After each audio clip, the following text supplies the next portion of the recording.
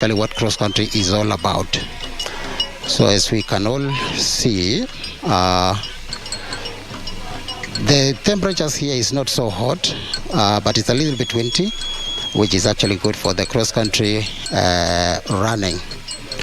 As you can see on our screens, the boys are doing very well, and I think majority of them, they have come running the regions, and therefore after competing in the regions, and our disciplined forces, that is the KDF, the prisons, the Kenya Police, the NYS, and the universities, they have all done their national championships before coming to run in the national event. I think we have one athlete already have a challenge there. As you can see, there is some hill climbing, just a little bit hill climbing, because that is what is all cross country is all about. And I think that is to our viewers, that is what we are able to see. The scenery is actually very good. The track itself has been done well. And I think so far we have a lot of stretches already happening among our athletes. All right, Wilfred, well, thank you. And the overhead shot you can see is of...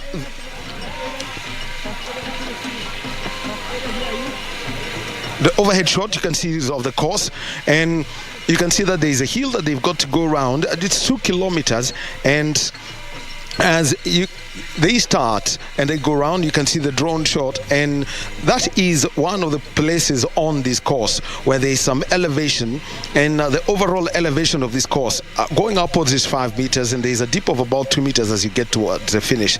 But this is what where they go around next to a maize farm that's at the at the eastern end of this course. And at that point, as they go around, one of the 2 hills that have been set up on the course as obstacles, because the place is flat. And this is the same course that was used for the trials of the to select the team to Bathurst, Australia. And as you can see, the leading group, as they go around that point, they will be getting to the 1 kilometer mark. Just before they go up, the first of 2 hills that have been set up, it's a whole set of clay, are on this course, and just at this town that is just about 26 kilometers north of the capital, Nairobi. So around the bend they go, and just behind that acacia tree there is a mugumu tree, a fig tree that is just there. So as you can see, going up to that mount, that's a 1 kilometer mark, halfway around this course. So right now there is 3 kilometers into the course. So there they are, and they will be going around before they get onto a mud pit, and also a mud pit plus. And there's also going to be some hay. So the obstacles that are set there. And Wilfred, for most athletes, this is how they build up towards every track season. How cross-country over the years, how have you seen it evolve? Well, I think, as you rightly said, Wahome, is that the cross-country basically it prepares the athletes, as they prepare for the track event that we know it should be starting in the middle of the year. Most of the races at the moment, the Diamond Leagues, the Continental Tours, it should be starting in the month of May. Where we know that we have our own Kipkeino Classic that will be going on, and therefore cross-country is used for build-up. I think something very important to mention, Wahome, is that we are running in an altitude of about 1,500 meters above sea level. That is where the altitude in Ruiru, and therefore it makes kind of a challenge, especially for the athletes, because when you're running in the altitude, it's a little bit difficult. And I think something very important to mention as well is that Wahome, we already have the team that are going to represent the country in the World Cross Country in Australia on the 18th of March. There is our athlete that is already leading, coming there through the challenges of the water that we said before. And already we have one athlete that is leading there.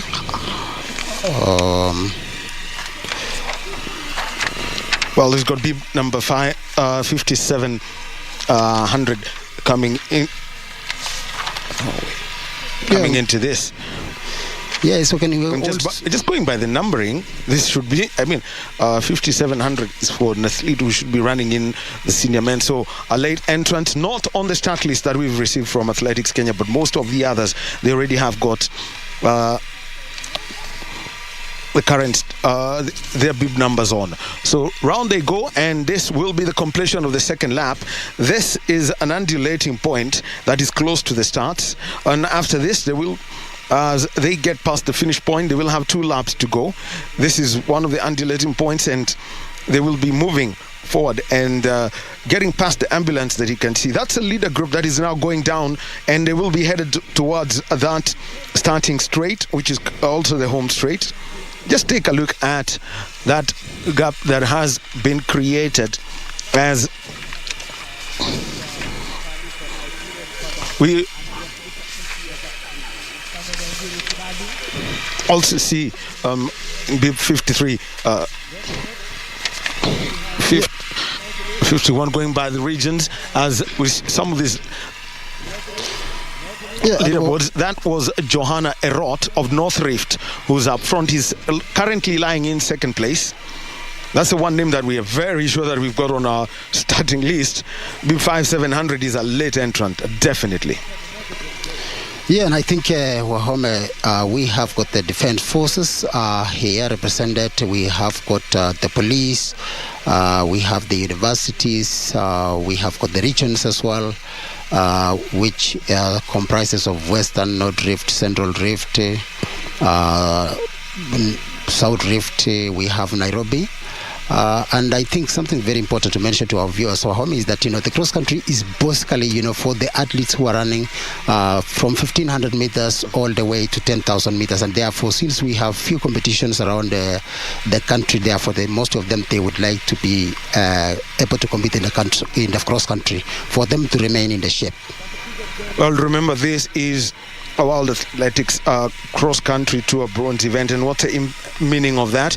It means that athletes from at least 2 other countries must be invited to that event, and by virtue of being invited, it means that there also has to be a minimum prize fund. And for this year's event, the senior men and senior women, the winners will receive $1,000 as their winning prize, as their winner's prize, 1,000 USD, and it goes down to the 12th athlete. Athletes who are ranked from 9, 10, 11, and 12, the bottom 4 athletes each get $200 in prize fund. For the under 20 athletes, and this is where we are, the under 20 men and the under 20 women, $400 is the winning prize for the under 20s. And for the universal relay, basically known as a mixed relay, still in the local circles, the winning team gets $1,200. So a lot that is up for grabs. Remember that in the olden days, it was known as an IAAF permit meeting, but because of the fuel that would be, come from Kenya, at times it was difficult to identify that there were foreign nationals competing in Kenya. But that is the standard that has been set. And remember, in a couple of weeks, it will be Sirikwa Classic in Eldoret, a continental tour gold event. Yeah, the event is going on. They are already in the second lap, remaining with 2 laps to finish. For the 8 kilometers, the under 20 men.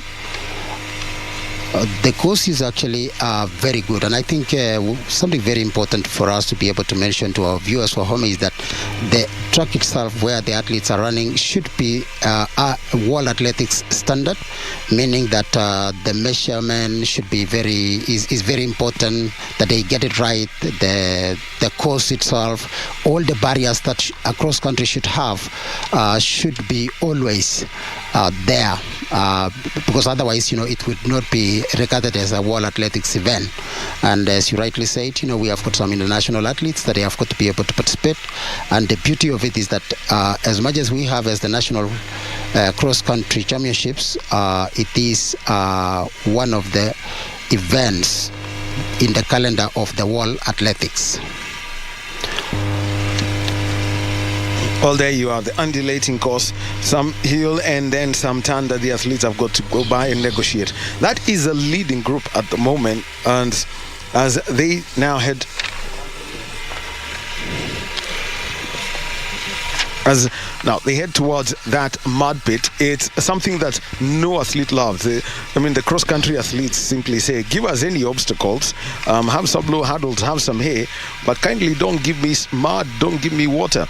And you can imagine, Wahome, we are in dry season. Here is so dry, but again, these athletes have been training without going through the mud, but then here when they come, they are able to, they have to run through the mud, and it becomes a little bit difficult because for the last 1 month, for majority of these athletes who have been training, they have not been in a situation of running in the mud. But again, those are the challenges that you get in the cross country.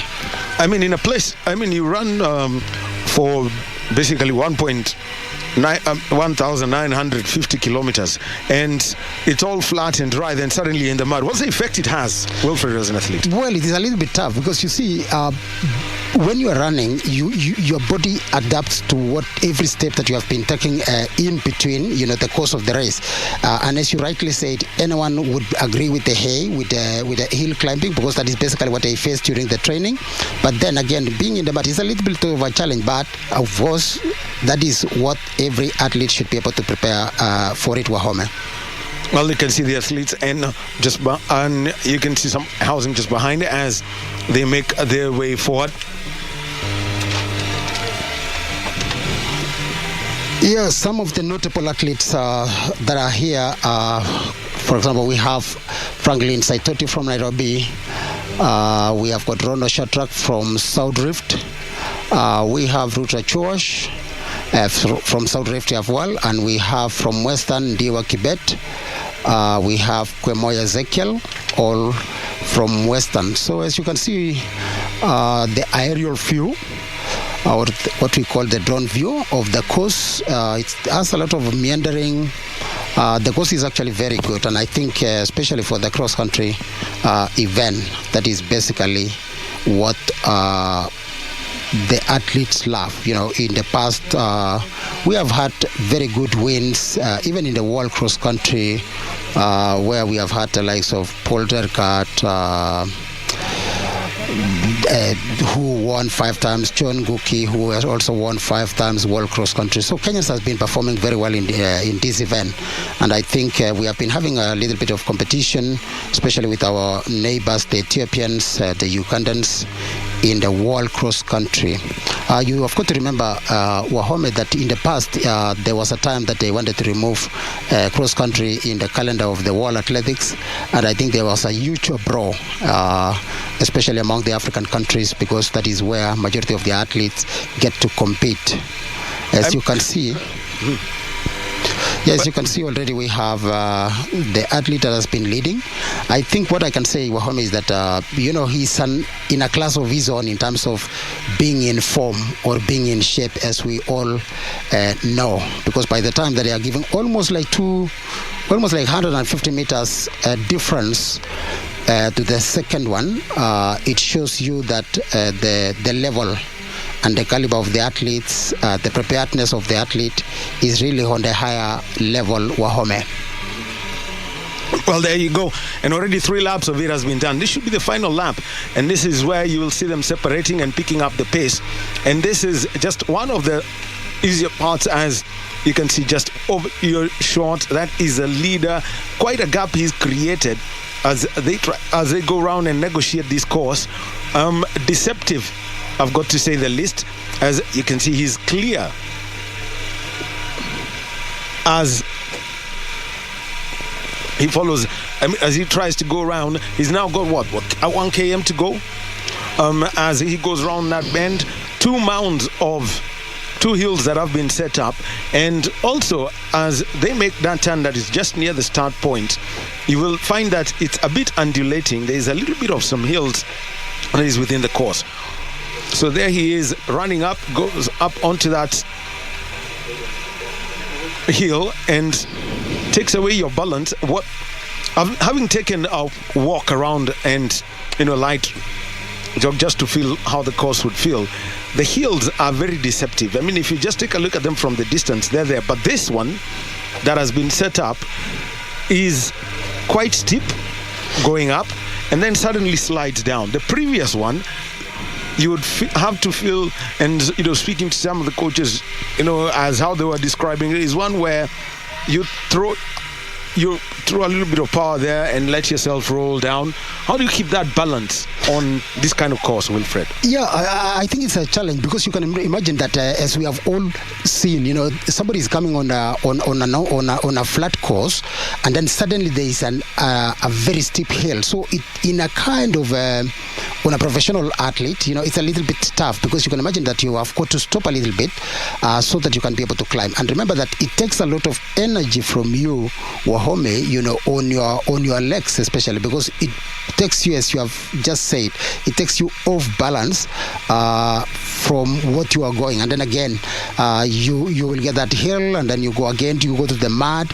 So it's a lot of challenges, but that is basically what cross country should be about, because we all know the word cross country. You are able to go around the countryside, whereby you have to the hills and all that, and therefore they have put it in a competition, so that we can see what the athletes can be able to achieve.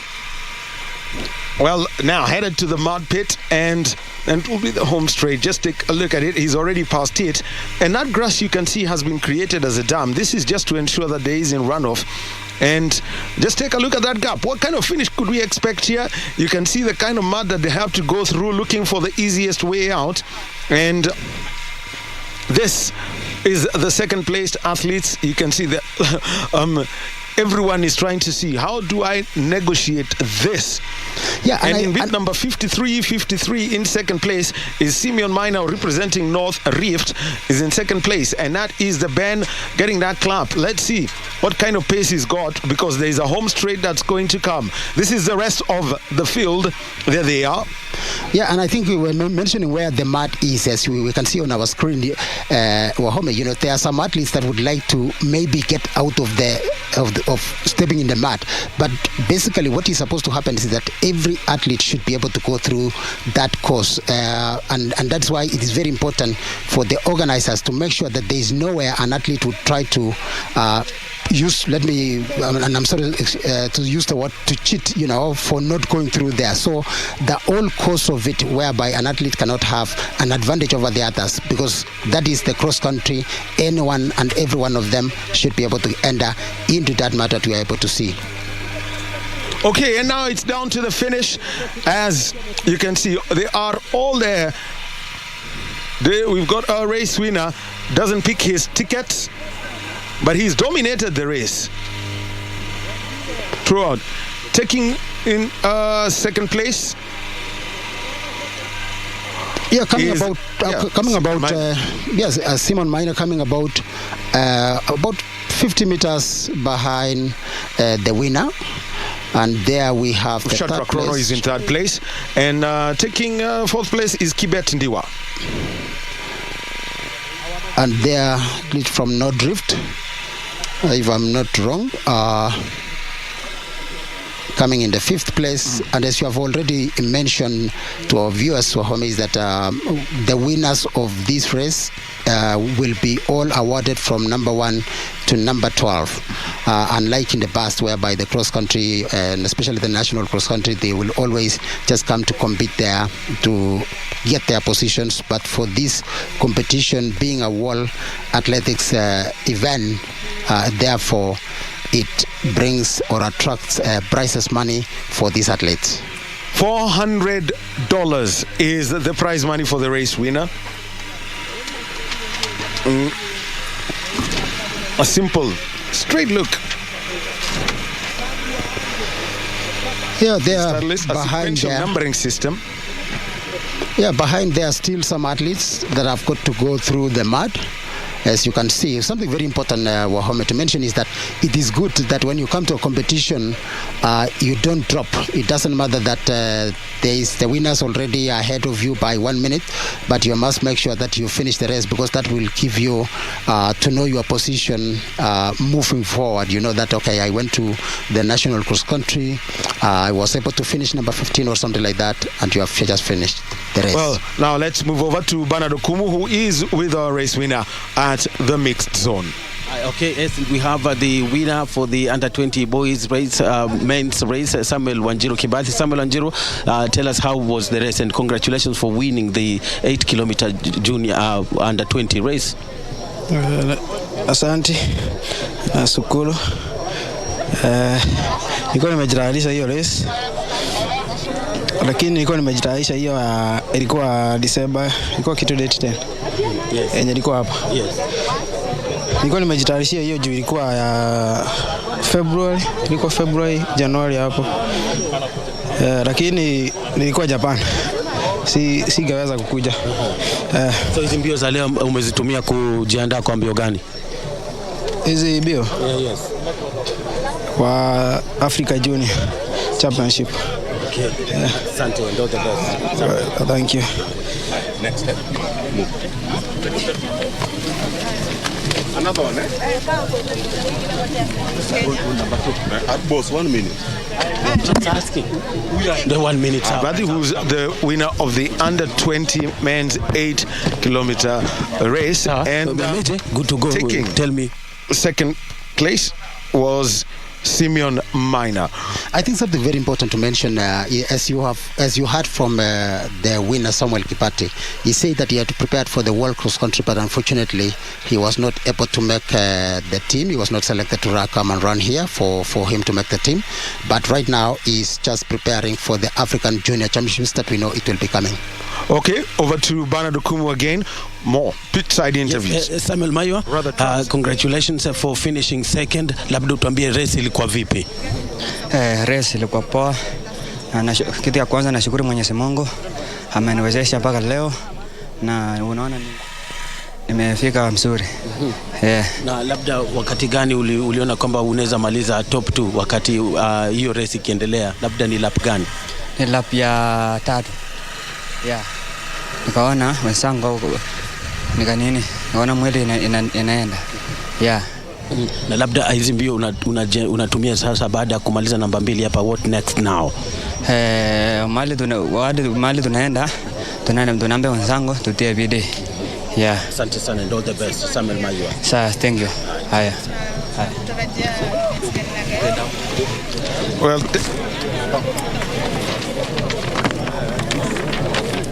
Well, and here is a replay of the under 20 men's 8-kilometer race that was won by Samuel Wanjiru Kibathi, and that was the start that they had, and you can see all huddled together as they went through, and Kibathi took the lead quite early. It's a gun to tape performance by him, keeping everyone at bay as went to the far end of the prison staff training college, going through this 2-kilometer race and breaking down the entire field. Wilfred. Yeah, and I think, we had 74 athletes that were in the start list when they started there. As you can see in our replay, an athlete had a problem with the shoes, because especially when you enter the Mad Wahome, it is easy to remove your shoes, so you have got to really tie your shoe, as we saw a little bit earlier on the replay, that an athlete has got to again get back to the shoes, because you can imagine if you have to compete Wahome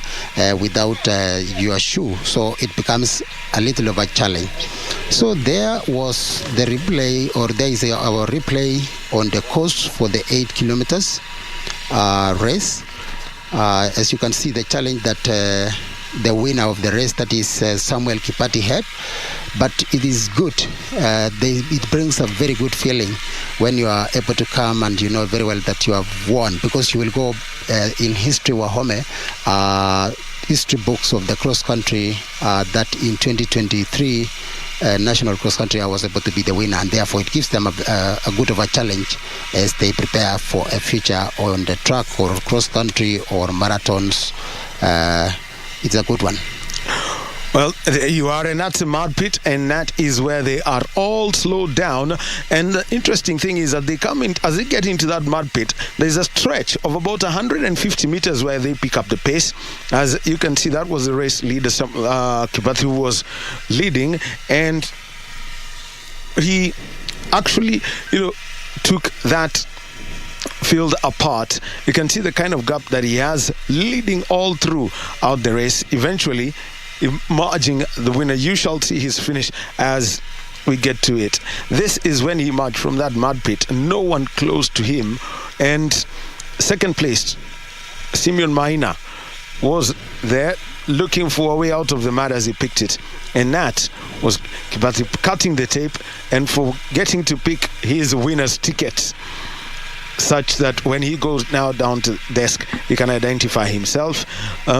Minor just walking past that. And remember that there are chips that have been placed in the bibs of these athletes. Yeah, and that people, is that basically it in the past, sometimes, you find an athlete, maybe they say they did not finish the whole course, because the pip, as you go towards every course, every lap that you go, it is able to pick that you have gone the first lap, second lap, third lap, and that's why, they have got to make sure that at the end of the race, they identify through the pips that this person has finished the whole course. And if you can see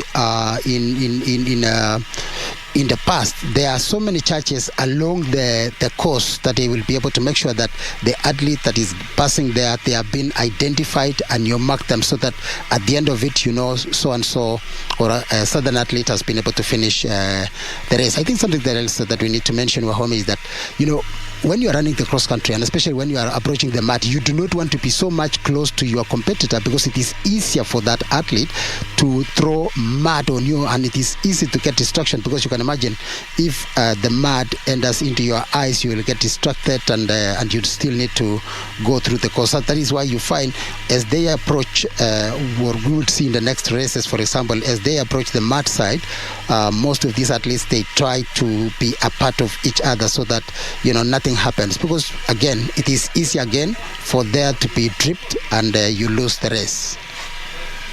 Also, there you have it. That is the under 20 men's 8-kilometer race, won by Samuel Kibathi Wanjiru, and taking second place was Simeon Minor, with Shadrach Krono of South Rift taking third place. So $400, not a bad amount of money for someone who is 18 years old. It can really do much. We're talking about something close to what? 50,000 shillings. Yeah, it's a good current exchange rates. Yeah, it's a good pay for the day, actually. When you imagine that you have just prepared, you have come here, but again, you will not be going home empty-handed. There we have the NOC president, Paul Tergat, who won the race 5 times. We have Athletics Kenya president Jackson Tuwei. You've got to remember, Wahome, that Paul Tergat won from 1992, 5 times consecutive on the 12 kilometers. One of the few Kenyan athletes that were able to win cross country consecutively. I think he won from 95 to 99 straight. I mean, winning consistently, and this is after John Ngogi had won 5, but with a gap somewhere in between. He won. He took 4, then there was a gap, and then took the other. Became the first man to win 5. Then Paul Tergat came in, took 5 in a row. Haile Gabriel Selassie, really had it on Paul Tergat when it comes to the track, but I think after that, Kenenisa Bekele coming in and dominating, especially when there was a short course and the long course for men, when the World Cross Country Championships was a 2-day event with the senior 4Ks taking place on a Saturday and the 12K taking place on a Sunday. And so you can think of somebody, when you think of people like Kenenisa Bekele, the Ethiopian, he really took full. I mean, he won 6, and just taking a look at it, the fact that he's got 10. Yeah, he broke the monotony of Kenyans that we were, because, we never imagined Wahome, as you said, in the cross country, because why we are talking about the great athletes that ran before is because today we are in the cross country, and we have got to mention Kenenisa. He became one of the only athletes who are able to do the short course and the long course and still be able to win, because, in the past, we Kenyans, we were known, if it is 4 kilometers, there was a time that Benjamin Limo was dominating the 4 kilometers, the likes of Kipawen, when we had the 4 kilometers. And therefore, Begele became the only athlete in the war that was able to combine the two. And I think, again, mentioning Kenyan Bekele, he was able to do the 5,000 and the 10,000 in the track, and therefore it brings us, Wahome, to mention some of the great athletes that have been able to run in the past the cross country. And as I said earlier, Wahome, remember there was a gap that IAAF had put, that they didn't have so many cross countries going on, and I think it became an approach with African countries, because they realized that, why are we not, why is cross country reduced, and yet this is where the athletes run. There we have Paul Tergat. Well, Paul Tergat, he has been a world record holder in a marathon, broke it in Berlin before his great friend and greatest rival, Haile Gebrselassie, went and lowered it. He won in New York, that race against Hendrik Ramala, right at the very end. Quite a story. It was 2 silvers, and that is at the Olympic Games, including that finish. Journalist Peter Jenga, one of the senior journalists in this country, said that Gebrselassie won it by the thickness of a vest. As we see a jolly Lieutenant General retired Jackson Tuwei, President Athletics Kenya, and recently he was elected as the President of the East African region, and also will serve as a Vice President in the Confederation of African Athletics. That Congress taking place just about a week, actually last weekend, and that was in Addis Ababa, Ethiopia. Yeah, and mentioning, winning by a first Gebrselassie the 10,000 meters, it blocked, Paul Tergat winning the Olympic champions, because you've got to remember, Wahome, that every athlete, would like to go there and be able to do it. But again, as you rightly put it, he was able to do the cross country 5 times, despite the fact that not winning Olympics, but he had also some other big matches that he was able to do. So that will be the starting point of the 10 kilometers that will be coming up. And we are waiting for the athletes to be there at the starting line, so that we can be able to bring our viewers to be able to understand what is going on. Fortunately, again, Wahome, we have got a lot of fans that have actually come here to witness the cross country. Unlike, most of the time or before, we would always have so many people attending maybe the track events, the national track events could be going on, whether Kasarani or Nyayo, always there's a lot of fans. But the beauty of it is, for this cross country, so many fans, as we know, in this country, they love athletics, and therefore anywhere where there's action, they would always make sure that they go and cheer their favorite athletes. Remember this, that we have 14 regions represented in the cross country, and 14 regions including the discipline forces and the university. Therefore, just to bring to you, we have the National Youth Service, we have the police represented, we have the prisons, universities, Kenya Defence Forces, we have regions of Central Rift, we have North Rift, we have South Rift, we have Nyanza, North and South, and then we have the Ghost, Eastern, Nairobi, and Western. They have sent a number of athletes for them to be here to represent those regions after they held their own regional championships, Wahome. Well, and also coming up next, let's talk about the senior women's 10-kilometer race. That's the one that's just about to start. And as you see, that is Douglas Wakihori, the first Kenyan to win a gold medal, and this is at the World Championships. That was in 1987 in Rome. Winning 3 gold medals were won. Billy Conchela and the late Paul Kipkoech being the other. So the women's 10 Okay, Central, we've got Esther Mudhoni, Beatrice Mutai, Jedida Mukure, Teresi Agateri. She's broken through the under 20 ranks, and now she's in the senior level. Mercy Jepto, Josephine Wanjiru, and Valentine Esther Wamboi and Esther Chepkemoi. From Central Rift, we've got Dorcas Twitotech, Rosalinda Jepketer, Sheila Jebet, Mercy Jepto, Josephine Wanjiru, Valentine Jebet. And from Coast, Irene Mkungo, Eunice Koronge, Gladys Ngoa, Neema Mutithi, Lois Mkakisha, and Lydia Cherotich. You could take us through Eastern, Nairobi, and Northeastern. Nairobi and Northeastern, we have Nderitu Monica from Eastern, Kandia Benina, Cheruto Lydia, and those are notable athletes, especially Cheruto and Monica Nderitu are the notable athletes too. In Nairobi, we have Jerob Dokas, Millicent Kemboi, Evelyn Magena, Lydia Nyasikera, Catherine Gia, Chepkirui Purity, Chebet Miriam, Chemjor Edith, from Northeastern, and Cheruiyot Mercy Kandia Benina.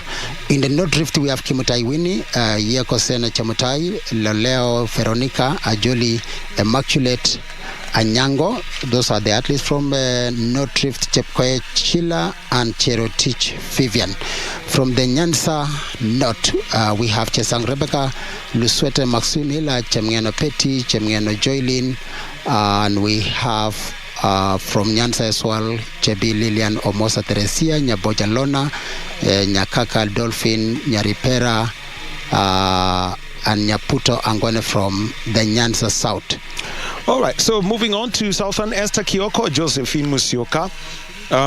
We also have got Lucky Mwai, Irene James, Sharon Danu. From South Rift, we've got Marceline Cherono, Mercy Chepkorir, Teresia Cherotich, Fancy Cherono. Fancy seeing her run again. Vicotich Chepngetich and Betty Chepkemoi. From Western, Immaculate Chemutai, Karen Naliaka, Sylvia Yego, Lilian Vuhunji, Phoebe Toya, Naomi Chepkoni. And from universities, Diana Wandra, Lea Karanja, Sylvia Mora, Cynthia Kendi, Tabitha Mbenu, and Diana Lagat. From the Kenya Defence Forces, they've got Marion Bor, Beatrice Begi, Joyce Njeru, Christine Komen, Sheila Chepkirui, one of the favorites in this race, just by the kind of pedigree that she brings into this event, Esther Borura. And from the National Police Service, Gladys Kwamboka, Mercy Cherono, Commonwealth Games champ, she's been there. Stacey Ndiwa, look out for that. Caroline Yaga, she's been, national champ, shocked people here. Faith Kimutai and Lynette Masai, she's always been there. I mean, you've got to go back to the days of rivalry with Vivian Cheruiyot. Prisons NYS and the foreign contingent. For the prisons, Wahome, we have for the prisons. The prisons services, we have got Chebet Karen, Chepkesia Fiklin, Jerono Fancy, and for the National Youth Service, we have Oyela Arien, Lina Joshua, Mbulu Masi, Kemboy Vivian, Chepkemoi Benina, Kimutai Stella. And then we have, as we told our viewers, or we inform our viewers, that for this event to be regarded as an IAAF or a World Athletics event, we have two individual athletes, Elisandem Natali Zule from Tanzania and Cheptoyek Joy from Uganda. Those are the two athletes from what we call international. And we have individual athlete, Cherotich Purity. We have about 97 athletes in the start list for the 10 kilometers women that we expect to be starting shortly here at Ruiru Prisons Training College. 97 athletes will be in the start list for the women, and with 14 Athletics Kenya affiliate bodies, as we have mentioned before. So there you can see, as they are all the Athletics Kenya president, Jackson Tuwei, here at the event, just one day after the Sports Personality of the Year Awards, where Faith Chepngetich Kipyegon and Eliud Kipchoge were named the Sportswoman and Sportsman of the Year 2022 respectively, and it was at this awards gala. We also saw Ferdinand Omanyala have already been that. And yeah, just to take you back, confirmed results from the under 20 women's results. So we've got Mercy Sang of Universities won the women's under 20 race, 19 minutes, the 6 kilometer under 20 women's race in 19 minutes 43.8 seconds. Miriam Chepkirui of South Rift taking second place in 19 minutes 54 seconds. Third place went to Miriam Chemutai, 20 minutes 2.6 seconds. Yvonne Chepchirchir of Central taking fourth place in 20 minutes 13.6 seconds. Maureen Chepkemoi of North Rift taking fifth place in 20 minutes 22.7 seconds. Deborah Chemutai taking sixth place in 20 minutes 25.6 seconds. Lucy Nduta of Nairobi in seventh place, 20 minutes 31.9 seconds. And you've got Dorothy Chemutai, 20 minutes 38.7 seconds. And at under 20 level, the prize money goes to athletes who are ranked from position 1 to 8. So those 8 athletes are in the money, with Mercy Sang $400 taking that. And let's take a look at the men's under 20 results for the 8 kilometer race. Samuel Kipadi Wanjiro, he's based in Japan, coming in, which means he's in the country. He decided he's going to do that. And he won the 8 kilometer race, 23 minutes 12.2 seconds. Simeon Maiwa of North Rift taking second place, 23:25.4 seconds. Shadrach Rono of South Rift, 23 minutes 32.7 seconds. Kibet Ndiwa of Western in fourth place, 23 minutes 34.8 seconds. Johanna Erot, who at one point was keeping up with Samuel Kibathi earlier in the race, eventually dropping and finishing fifth, representing North Rift, 23 minutes 40.4 seconds. And then in sixth place, Andrew Kipto of Nyanza South, 23 minutes 49.4 seconds.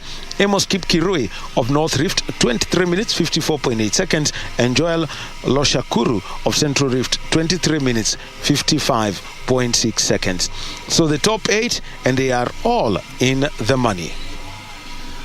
Yeah, and if you can look at the times that they were able to run, these athletes had been doing about 2:35 per kilometer, meaning the speed is really very good for an athlete to be able to do at 23. As you can, you have had the results and the times for these athletes. It tells you that they were so close to each other, in exception of the winner of that race, who was Samuel Kibati. As Wahome have already mentioned, we have a number of Kenyan athletes who are training in Japan, or basically based in Japan, and majority of those athletes who are based in Japan, they also train there. Unlike majority of our Kenyan athletes, they train here in Kenya and then just go to compete in Europe.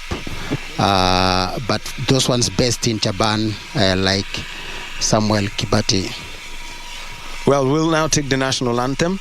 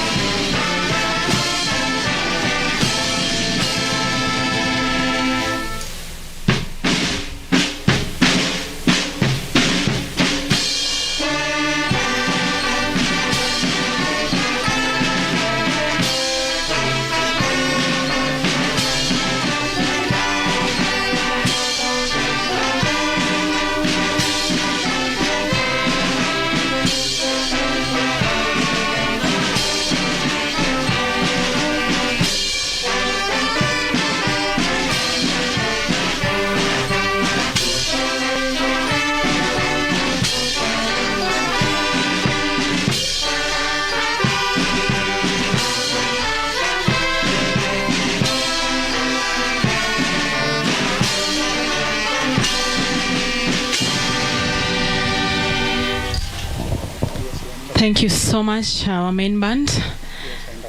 The chief guest is the principal secretary, led by other dignitaries who are here with us. We're going to be led into the planting of the ceremonial tree right now. Accompanying our principal secretary is the Athletic Kenya President, Lieutenant General, retired Jack Tuwei, the Commissioner General of Prisons, Brigadier retired John Warioba, the Senior Vice President, AK, Paul Mutui,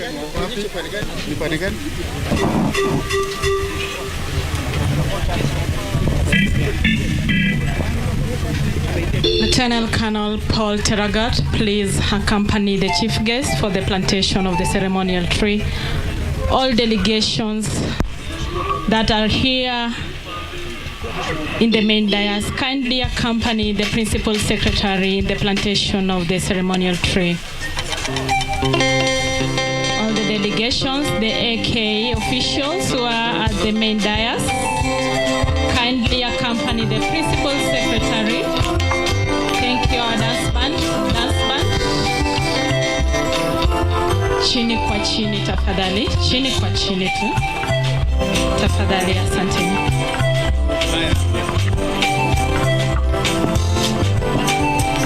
Monsieur examine. Take up. Ma musique est faite. That is important.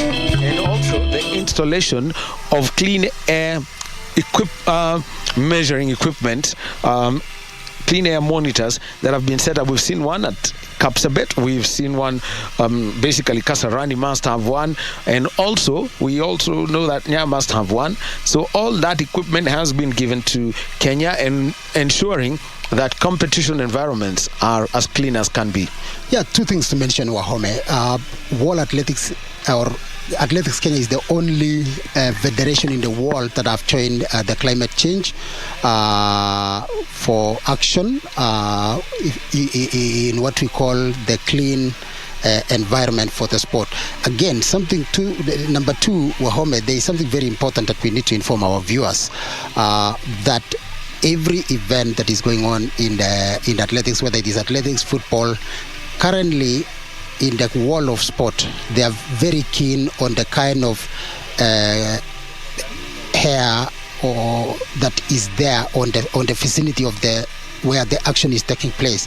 And therefore, even like I remember before we held the Under-20 World Championships here in Kenya, the equipments were brought here to make sure that the environment that the athletes will be running must be very clean. And then something else, Wahome, to mention is that I remember that the president has given a directive that whenever there is any function that is going on, especially for athletics, it should be able to involve tree planting. And that is why there is this tree planting here that will be done by the principal secretary, because that is the instructions that has been given at the moment, that whenever there is any function, we need.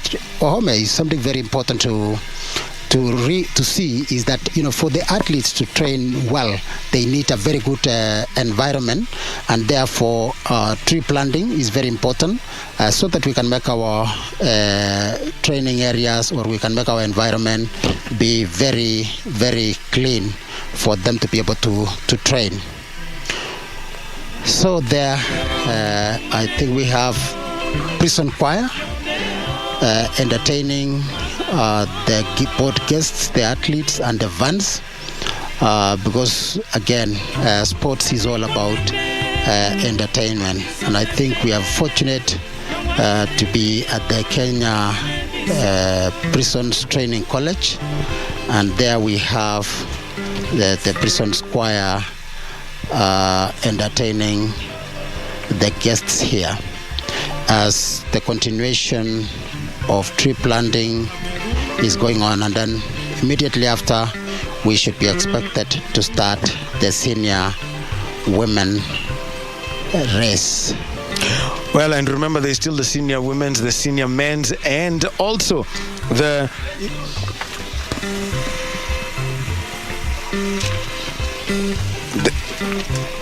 universal relay that are going to take place. So 3 events are back to back. And also remember,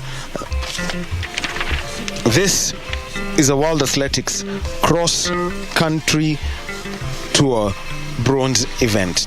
So 2 events down, the under 20 men, the under 20 women. And next, we going to be having this as we enjoy a little bit of this entertainment coming in from the Kenya Prisons Band.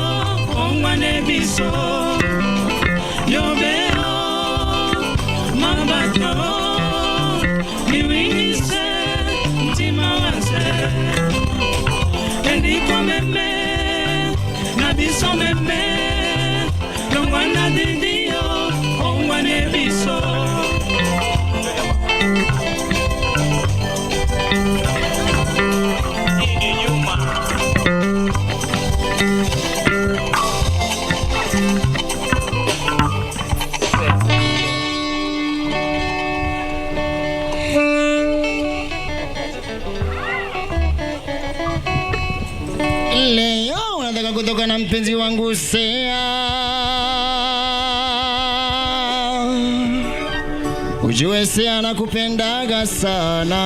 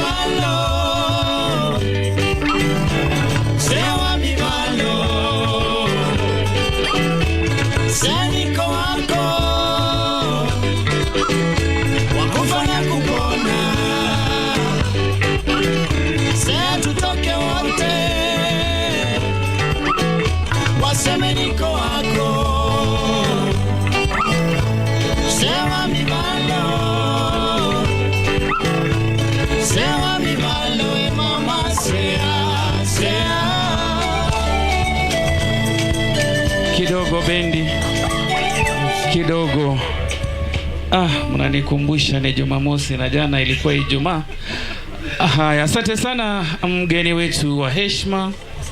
Baada ya kupanda mti wa ukumbusho, karibu tena kwenye jukwaa kuu, tukiwa kwenye mashindano ya kitaifa ya mbio za nyika. Tunasema karibu sana mgeni wetu wa heshima. Asante sana kwa kuweza kuwa na ule wakati wa kuweza kupanda mti wa ukumbusho na wageni wengine ambao mliweza kuandamana nao, tukiwa tunazidi kuwakaribisha kwenye chuo hiki cha mafunzo ya magereza, tukiwa kwenye mbio za kitaifa, mbio za nyika za mwaka 2023. Wanabendi, kazi kwenu. Kidogo tu mwenzangu, kwani tayari wanariadha tayari wanaelekea kule.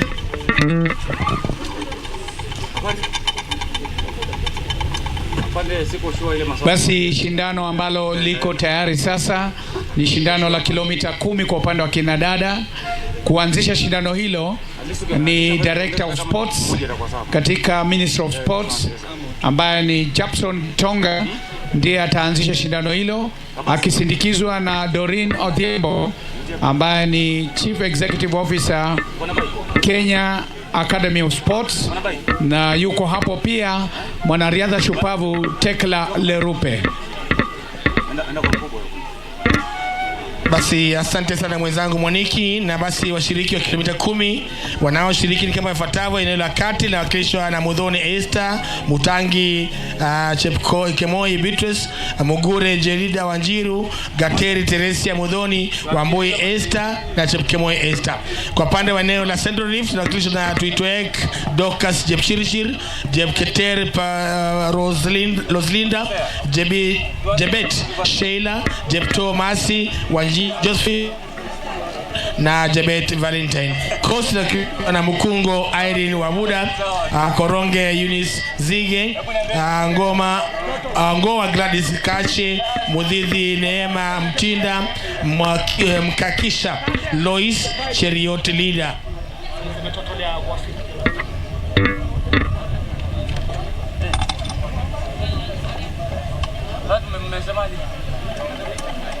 Basi kwa jumla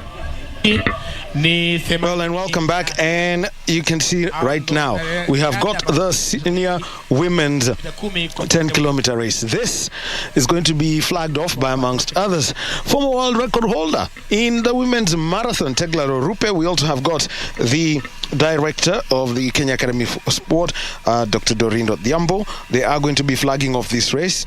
And you can see those women, and they are off 5 laps around this course at the Prison Staff Training College in Ruiru, Kenya. And this is going to be a battle when it comes to the senior women. Wilfred, you've seen the evolution of the Kenya Defence Forces versus the Kenya Police, where the Kenya Defence Forces at one point were the dominant force.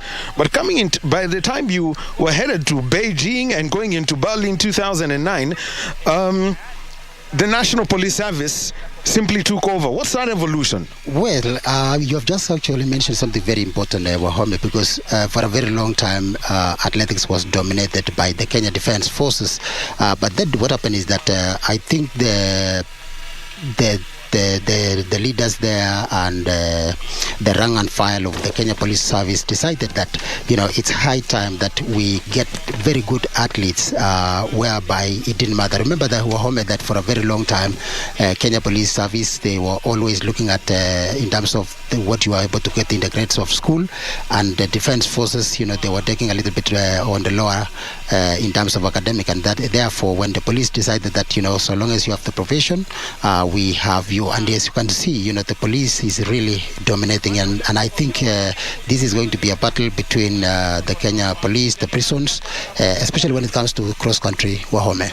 All right, and Millicent Kimboi has, who is running in Nairobi colours, has hit the front as they go they are inside the first kilometer.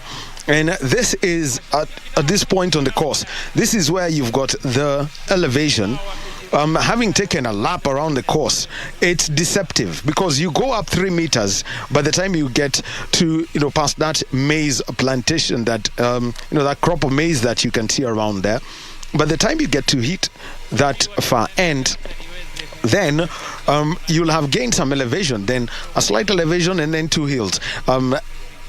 And so far they've done just about 700 meters or so, because as they go around that place, by the time they go to hit the first hill, that will be the 1 kilometer mark, the halfway point on this course. So for these athletes, it's going to be quite interesting, because after they go through the 2 hills is a straight, and then of about 150 meters and a mud pit.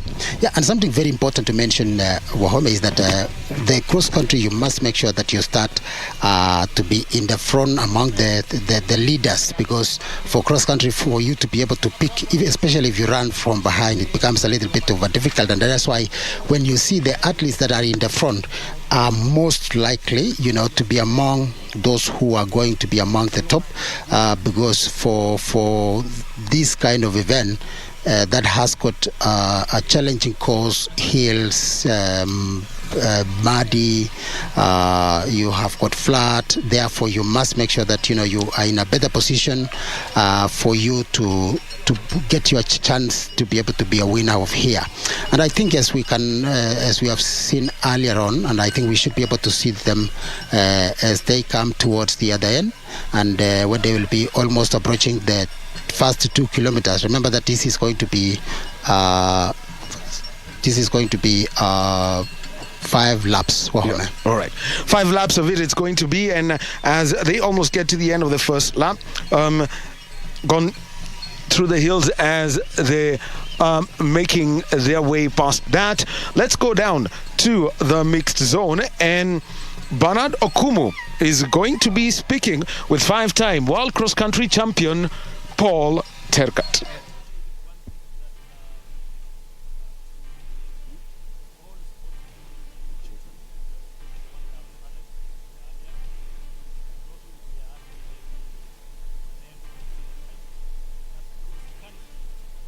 Is one sport that brings a lot of athletes from diverse disciplines together, and it is going to make sure that whoever is going maybe to make, because you find somebody who is running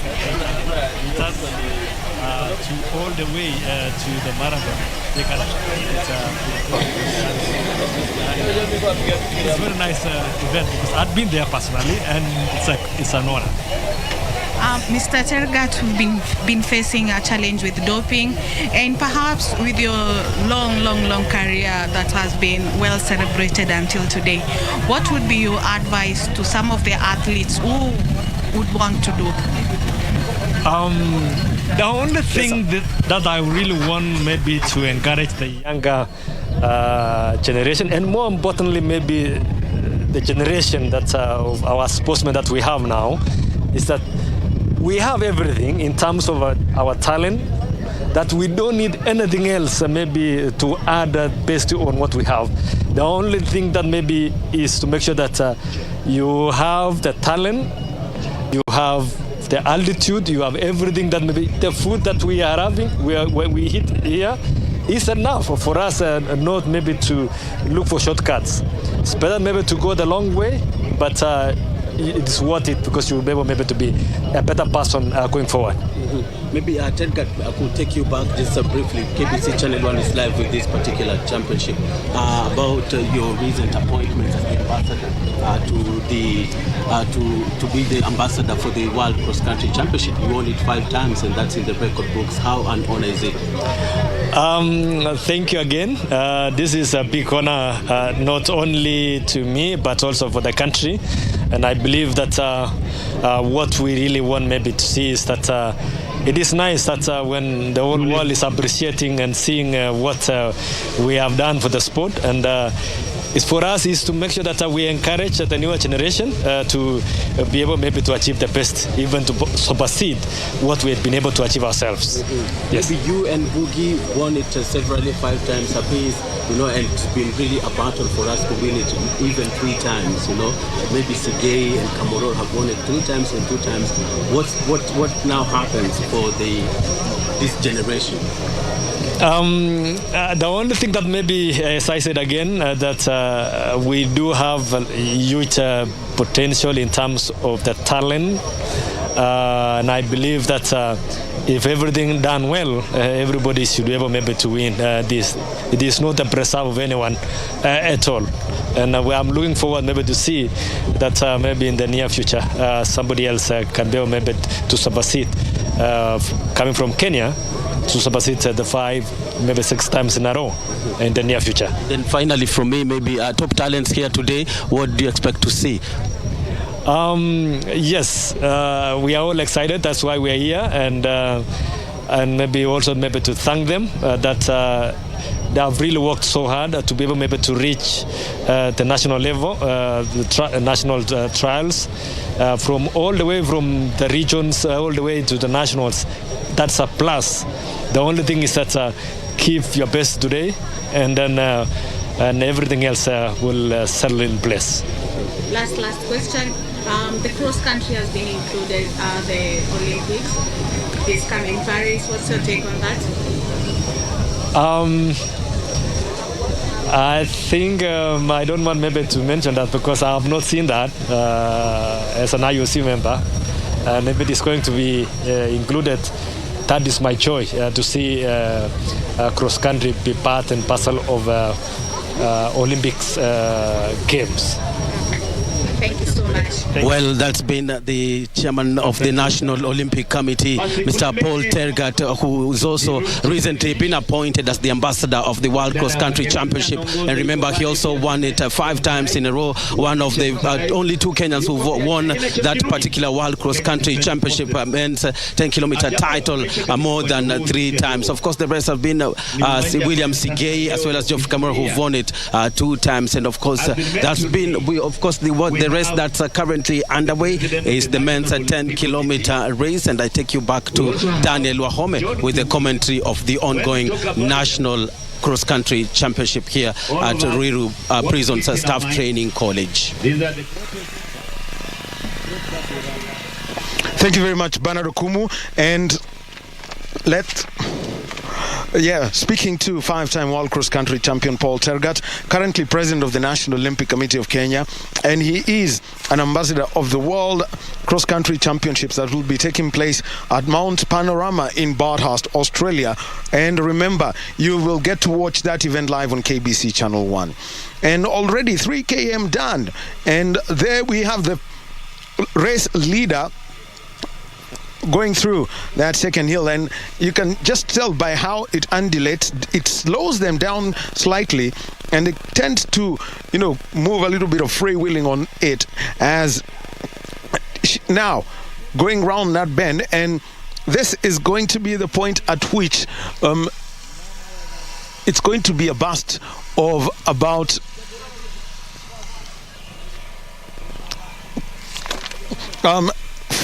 we'll be talking specifically about 150 meters. And running for Nairobi, that's Millicent Kemboi, early leader in the race, and she's broken away. No one seems to be catching up with her, Wilfred. And remember, we are yet to get to the halfway point of this race. Just 3 km done. Yeah, I think, what has been very interesting is that, as you can see, the athlete that is actually on top form would like to break away from everybody. We saw in the 10-kilometer men, and where the leader already, Kimati, already had taken a lot of lead. But for this, Millicent Kemboi looks like she's in the top of her own, and because we have not seen this of late, whereby an athlete gives almost over 200 meters to the second person, and as you can see there, coming through the barrier of the mud, a little bit of a challenge, of course, but again, I think Millicent is really very ready. As you can see the others, I think we have Wahome about a number of about 14 athletes that are in the leading role or the leading back. Actually, right at the front is Ruth Chepngetich, running for the prison service. This is her home ground, if you are to talk about it in cross-country terms. Yes, because she has a little bit of advantage, and especially learning now that from the prisons, probably she's using this ground for a lot of training. Apart from training also, she must have been able to compete here during the prisons cross country, the national prisons cross country. Therefore, she understands the course. There is a lot of advantage, Wahome, when it comes to running in the course that you have been training with. The challenges that are there, and therefore you can take an advantage over the others, and that is why she's really leading. And then we were having a group of athletes that are following her, that it will be difficult to tell who will be on the second and third position. But as you can see already in the field, it's a little bit windy here. However, it was a little bit hot earlier on, but with the wind, it gives you a kind of a breeze that you will have. It will be better for an athlete, Wamame. and Ruth Chepngetich right up front is not, something that would surprise many people. Just taking a look at her pedigree, won the Chicago Marathon in 2021, defended it in 2022, won London in 2020, and has been world champion in 2019. Now running for the National Prison Service. She is definitely the person to beat, and she's broken away, staying right up front. And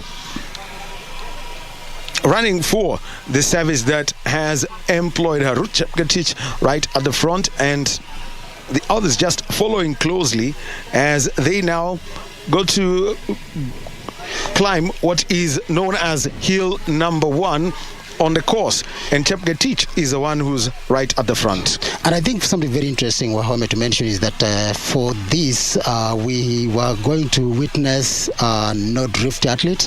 I've seen a number of Nairobi athletes as well in the front lead. Those who are coming up to make for the prize money that we have already mentioned to you, that the prize money is from position number 1 to number 8. To number 12 for the seniors. Yeah, so they're Chepngetich, already leading, and she's in good form.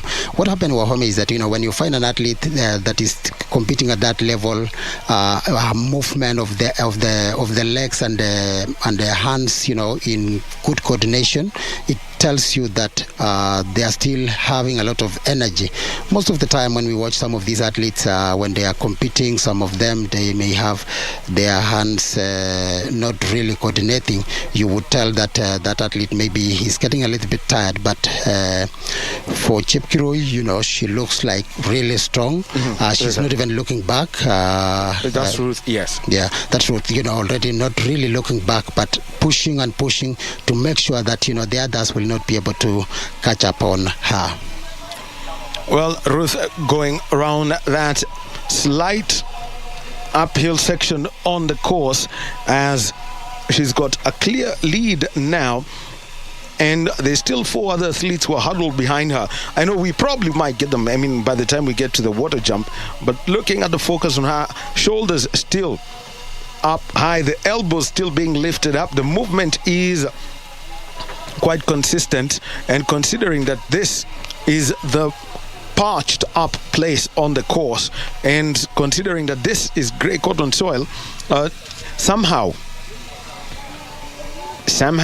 we always tend to have the nationals on this kind of surface. Yes, it's very important, to have, a course that gives an athlete, a feeling that they are in the cross country, because basically cross-country running must, give you or give an athlete a feeling of really running in the cross country, and therefore that is why we have such a course. The beauty of it is that the side that is not hilly is actually very flat, which is giving these athletes to be able to run very good times. As we have seen already for the men, they were able to run at 23. What we expect for the women, they would be winning at around 25-26 minutes, or about 30 minutes for this course. So that tells you how the course is, that it is more, it gives an athlete an advantage and a feeling that they can be able to run fast. All right. So Ruth Chepngetich has already done 5.1 km of the course, and this is a straight of about 150 meters before she gets into the mud pit. And at the mud pit, that's when you'll know who's trailing her, who's behind her. At the moment, she's going to be the national champion. We already have 2 under-20 champions, and it's time, just looking at the way she's running that straight, and then she's going to go turn left on that course, because the bends on this course, I have to admit, they're not the most of, they're not the, I think this is the friendliest left-hander that you've got on the course as you head into the mud pit, and also you've got that arch as you go towards that the start-finish area. So there she is, headed towards the mud pit. This is where they get slowed down, and guess what? It's being refreshed every so often, and that means that with every class that runs. There she is, going around that mad pit, decides to take the apex of that. But look, some little bit of closing of a gap as the athletes lose balance, as we have got one back marker who is just about to get overtaken. And yeah, and I was almost wanted to correct you that, do not say that she's going to win, because you cannot say that you are winning until you have really actually crossed the line, because that is basically what it is. But of course, when you look at it, she's trying to push again. But when you look at from the home stretch kind of, you would realize that she's not really that far from the second person following her from KDF, Marion Kibor from KDF.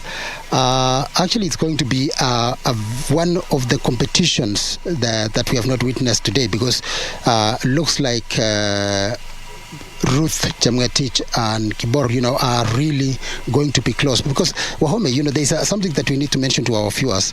When you are in front and then you have an athlete who is following you, sometimes they may use you kind of like a pace setter, and that is a little bit of a danger, especially when it comes to cross country.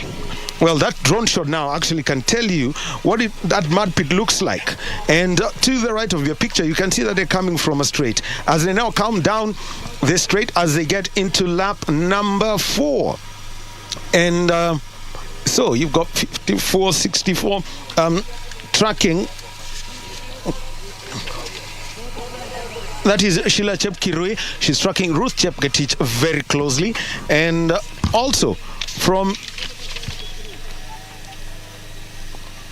North Rift, we've got Immaculate Choli also in that lead group. Just take a look at Marion Kibor, who's now following closely, as that is the lead group. And the National Police Service team all huddled together, but going into the first left-hander on this course is Ruth Chepngetich. Sheila Chepkirui is only trying to close that gap as she approaches the first of the hills on the course.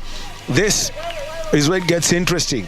There's still a lap and 3/4 to go on this point, as the flag now goes up, as everyone's now asked, look, do this. And by the way, cross country, as you see those fans coming in, there's a very unusual rule that yes, the fans can cheer because they can be on the inside of the track as they do that, but you can't give an athlete a push of more than 50 meters, else that will be considered to be pacing the athlete. Yes, because basically and that athlete will be disqualified. Yeah, you can imagine here, it's the prisons, and she's on a home ground for Ruth, and therefore there's a feeling among the fans here to try and push her, and it may actually bring disqualification sometimes if you are not careful. Of course, it's not an athlete who is doing it, but a fan that feels like, I want to push her. Therefore, we need to inform our viewers and also the fans that sometimes when it comes to cross country or the marathon, you should not make a mistake of pacing an athlete or trying to cheer them as you run along that athlete.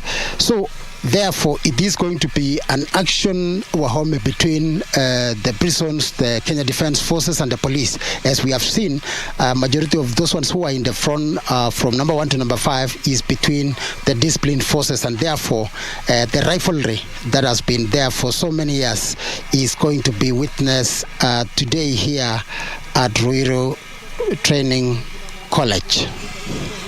Well, already they're into lap 4, and Ruth Chepngetich has upped the pace again as she heads to the 7-kilometer mark, and she will have done 70% of the course. But remember, there's everything to fight for. There's still 3 kilometers of running that is left in these athletes who are right on this hot time. And just to put it into context, is 10 minutes to 11 o'clock East African time. This is the hottest time of the year, and we are at a plain. They call this place Ecological Zone 4. So you can imagine that. And the interesting thing is that if you move 5 kilometers west, you get to some place which is a totally different ecological zone. It's some of the beauties of Kenya. The soil won't be the grey cotton soil. It will be red volcanic soil. And all you have to do is just move 5 kilometers west of this place. 3 miles for those who pick it that way. And you'll be in a different zone. The air is different. But this is a little bit of the drier side. So already Ruth Chepngetich with 7 kilometers pushing up as she gets onto that hill and see if she can push that gap again. Yeah, and just mentioning Wahome, when you mention about the temperatures here and the time that we are running here, most of the time the cross country should actually happen before 10. Because that is the rules most of the time is put under IAAF that cross country should be run a little bit earlier because of the temperatures. If you look at the marathons, always it must be run in earlier hours of the day. However, for these athletes, the beauty of it is they are kind of training. They make sure that they train in a hot environment. They train in very cold environment. That way, Wahome, it gives an athlete an advantage of when they go to a competition and they find different temperatures, they are able to cope without having a problem. And therefore, already Ruth there showing the prowess of her shape and the reason why, as much as we were a little bit afraid, but again, she has started to push. I think what could have happened, Wahome, is that, it is easy for an athlete to look back and see that the person who is following is again trying to push. And again, remember that most of these athletes, they know each other. They have competed before, maybe in different championships, and they know each one of the strength of their opponents. So therefore, it gives you to push. Well, and just take a look at it. Sheila Chepkirui is trying to close that gap as she gets past that mud pit. And looks like they've already studied that, because I think in the first lap, we saw the field was trying to get onto the left side of the mud pit. Then suddenly, they're doing it on the right side. But now it's Sheila Chepkirui and Ruth Chepngetich who's up front. This is now a battle between the two, and just took a look at this start list. Just a quick look at the women who would be out there trailing. I have seen that Zena Yego of North Rift is also in that fray in the leading group, trying to catch up with Chepkirui. As we see Ruth Chepngetich going round, that's the arch that will take her around that. And she'll have done 8 kilometers. And as she gets to where the start was, she will definitely be getting the bell. She is quite clear at the front. And how will the other athletes react this final lap? It's going to be quite interesting. Yeah, I think there we do in our screen the mud. Wahome, if you look, as you earlier mentioned, right now it's very important for these athletes to be able to step in where there is water, and therefore earlier on everybody was trying to come to the left side of our screens to have an advantage. But right now, because it's getting muddy, because earlier on there was a lot of water, and you can imagine that being hot here, so the water will subside down, and therefore it will give an athlete a lot of challenges as they come there. We see one athlete already running without shoes. Let's hope that her shoes has not been lost in the mud there, because that is what happened Wahome sometimes. Well, it just does happen that. I think we saw that last year at the National Cross Country Championships. A lot of the under 20 and the under 18 athletes lost their shoes at the mud pit at the Lobo village, and we saw it happen also at the Stirov Classic, now to be known as the Sirikwa Classic. And there is Ruth Chepngetich with Sheila Chepkirui just behind her, and trailing her is Dorcas Cherop of Nairobi. Dorcas Cherop is in third place, and a battle for third place is between her and Zena Yego. So up goes Chepkirui. As we see the rest of the field, they are now going down that what will be the home straight as they enter into the fifth and final lap of this senior women's cross-country event. This is the national championship. It's happening there, and you can see that the coaches and the teammates are there, all trying to grab some picture of them.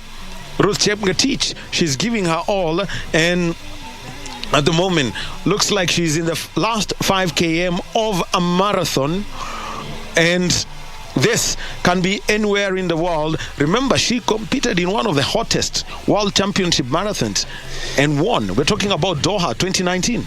Yeah, and what has been interesting here, Wahome, is that I've seen a number of athletes already being doubled, meaning the winners has already doubled them.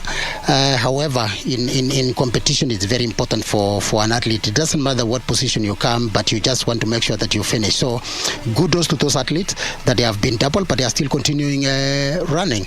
I think, Wahome, what is going to happen here is that for me, it's still too early to call, because we have seen that as much as Ruth, pushes at times, and then Sheila Cherop again, sometimes she tries to come, and especially when it comes to a course that is flat. But as we can see in our screens, Ruth Chepngetich is actually trying, and I think we saw in our screens, she was able to look back, as I said earlier on, and realize that Sheila is coming, and that is why she's able to push.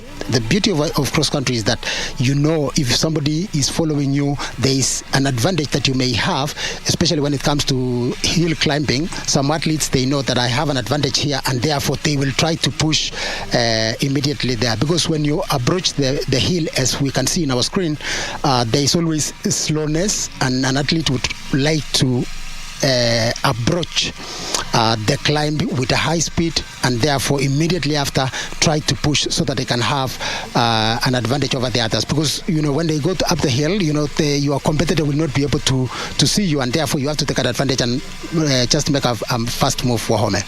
Well, Ruth Chepngetich getting to the 9-kilometer mark, and it's going to be the final 1 kilometer for her. And as we see the other back markers getting into the 5th lap now, everyone's trying to look back and see where they can be placed. The athlete that is now on your screen, that is Millicent Nyaberi from Nyanza South, and also appearing on the screen, Evangeline McKenna representing Nairobi, as the others go through the mud pit. So it's now into the final kilometer, technically, for Ruth Chepngetich and Sheila and Chepkirui, and just take a look at it. She's already gone past that hills, and it's into that straight of 150 meters, and just take a look of a gap of about 20 meters between her and Chepkirui. How maintaining that is going to be interesting, especially when it gets to the home straight. I think that's where we get that famous chant coming in from Boniface Tiren, as he tries to rouse up the crowd as they get into the final 150 meters of the course. And you can imagine what it means for the prisons here, the fans who are here, because I think the majority of them are either the prison staff, the families that are here, they have one of their own winning this race. And I think, as you have said, Wahome, to get an athlete that decides to take the lead from the beginning, you must be 100% sure that you are in good form, because otherwise you would pay the price at the last end of the race, because if not being used as a pace setter, also you are running on your own, you don't have anyone to be able to assist yourself, as we have seen in the marathons, or even in the 5,000 and 10,000 meters in the track. You would find athletes are in a group, they are able to talk to each other, they are able to help each other, somebody would be able to be in front, but if you see for Ruth Chepngetich, she has been doing this alone from the beginning, because I think there was a break immediately after the first 2 kilometers, Wahome, and she decided that for this race I have got to take the lead. Well, and there she is, lapping other athletes, and that gap, it's quite clear now that unless Sheila Chepkirui has got a killer kick, then she's not going to catch up with Ruth Chepngetich, 2019 world champion in the women's marathon. And you definitely can hear in the background, the hype man Boniface Tiren has started calling them up. But look at the battle for third.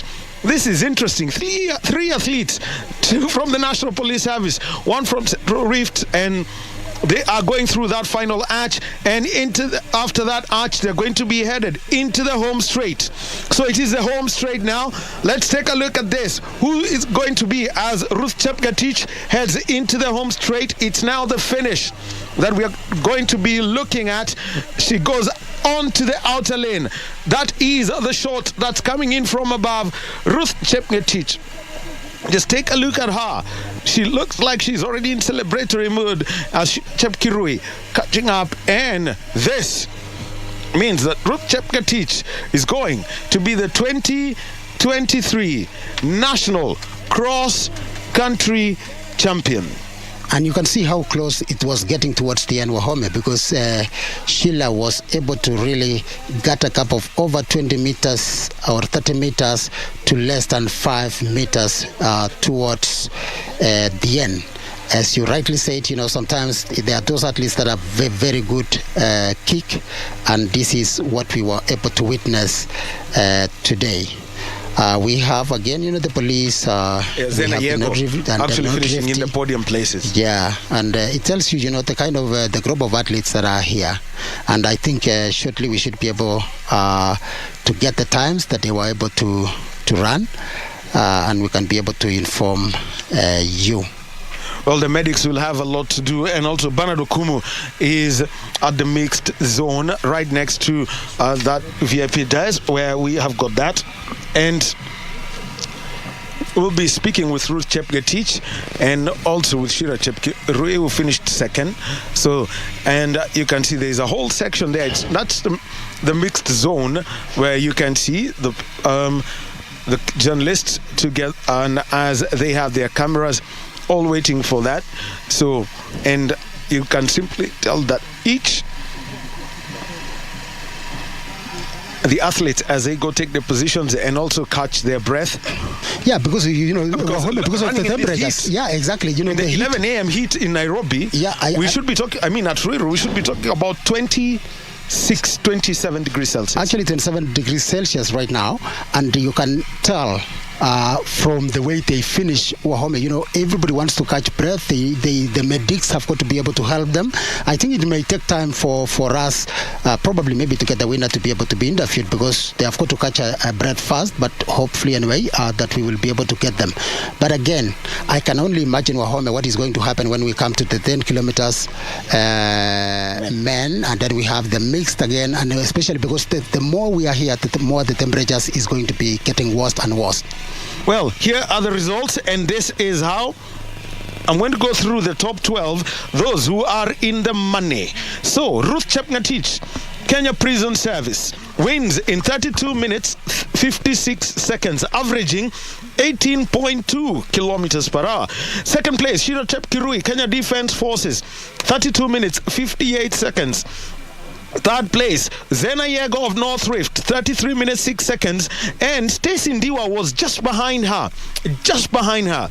You would say the thickness of that vest, 33.06 also the time. Dokas Cherop of Nairobi, 33.09. Caroline Nyaga of the National Police Service, 33 minutes 10 for 6th place. Winnie Kimutai of North Rift finishing in 7th place, and that was 30 minutes 18 seconds.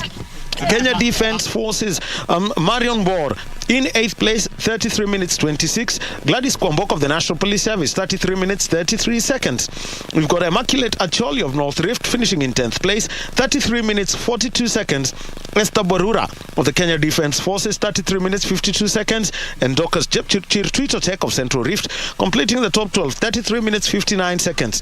Ruth Chepngetich, the national champion, and also winning this World Athletics cross country to a bronze event, and that means $1,000 ching ching in her purse.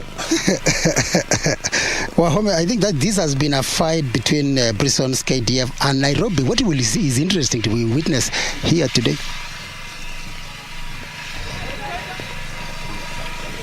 Okay, Wilfred, we'll be coming back to you, but right now let's go down to the mixed zone. Bernard Okumu is now ready to speak to our top athlete from the women's senior women's 10-kilometer race. Yes, Sheila, congratulations for finishing second. How was the race?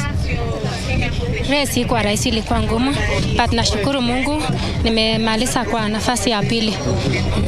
What next now? What does you finishing kumaliza katika nafasi ya pili inamaanisha nini? Mimi nilidebut marathon December. Hii ilikuwa inanisaidia kwa speed juu na prepare kwenda marathon mwezi wa 4. Na labda ilikuwa tu ni national cross country meet na si kuteua timu ya kwenda kule katika world championship. Labda hii ulikuwa unaitumia mashindano haya, haswa mashindano ambayo yajayo ni gani? Kwangu hii inanisaidia, ni kama speed wa kwangu. Juu mimi nimeama kwenda 42 kilometers. So inanisaidia kupata speed. Okay, na marathon gani hii ambayo unaenda kushiriki? Mimi nashiriki Boston mwezi wa 4. Asante sana and all the best wakati utakapokuwa Boston. Asante.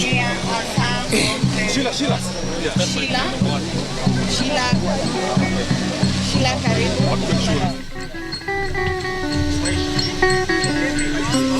See, she's been here, finishing in second place and warming up for the Boston Marathon. A loaded field, I have got to say, that we're going to have at Boston. Eliud Kipchoge, he's run in 4 marathon majors, and this is a big city marathon. I won't count the Olympics, which also counts as a major in it whenever you've got an Olympic here, and the World Championships. But there's 2 events that stand out. I will talk about Boston and New York. He hasn't been there. And only 2 Kenyans have won. Or would we be talking about? I think 3 Kenyans. They've won 4 races. I think there is Edna Kiplagat's won 4 majors. Eliud Kipchoge already has won 4 majors. Wilson Kipsang also, interesting. He's won 4 majors. I know he's at the moment sanctioned for anti-doping rule violations. Thimanu Mutai. But there's something known as a 6-star medal. Looks like someone's going for 1. There are only 6 in Kenya.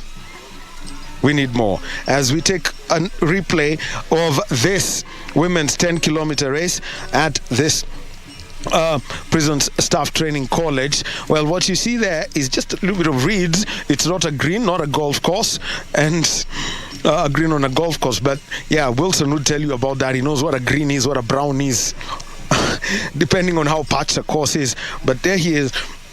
There,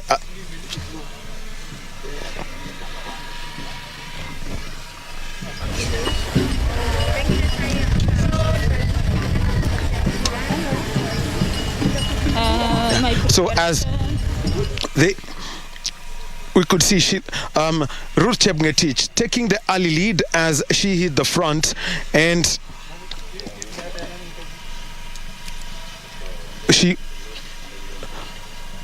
was right at the front, and that's where you get the 1 kilometer mark as she goes around that bend. And from that point on, she was right at the front. Nobody was able to get through to her. And Bernard Okumu, I think we'll be speaking with Ruth Chepngetich in just a short while. But look at this marathoner, using that bus for a short pace. And you can imagine, I'm just trying to take a look at the 10-kilometer time, and that would be ideally a 10K split. Yes. For a marathon. A quick, because they would be just inside a fast marathon pace. Yes, Wahome, because if you look at the base that they were able to do, and something that I am so happy about is that when you hear Sheila from KDF saying that she's going to be running Boston, they use this race as a preparation. Remember, Boston should be coming in somewhere in April, or yes, it should be coming in April. So she uses here, and I think for the winner of the race, that is Ruth Chepngetich. She's still catching the breath, and we know once we will be able to get a hold to her, then definitely we will be able to interview, and I think she will be able to confirm that it has been not so easy, especially running in these temperatures. But as you can see, she was able to push and push and push. Again, as we said earlier, the fight has always been among the discipline forces and Nairobi as a region that has dominated this race, moving towards the end. Wahome. Well, and this is in the heat of the Prisons Staff Training College in Ruiru, Kiambu County. This is about 26 kilometers north of the capital, Nairobi. This is National Athletics. This is a National Athletics Kenya National Cross Country Championships, and it's a one-day event. Just taking a look at all the athletes. These are the backmarkers, some of those who are yet to do that, and still to come.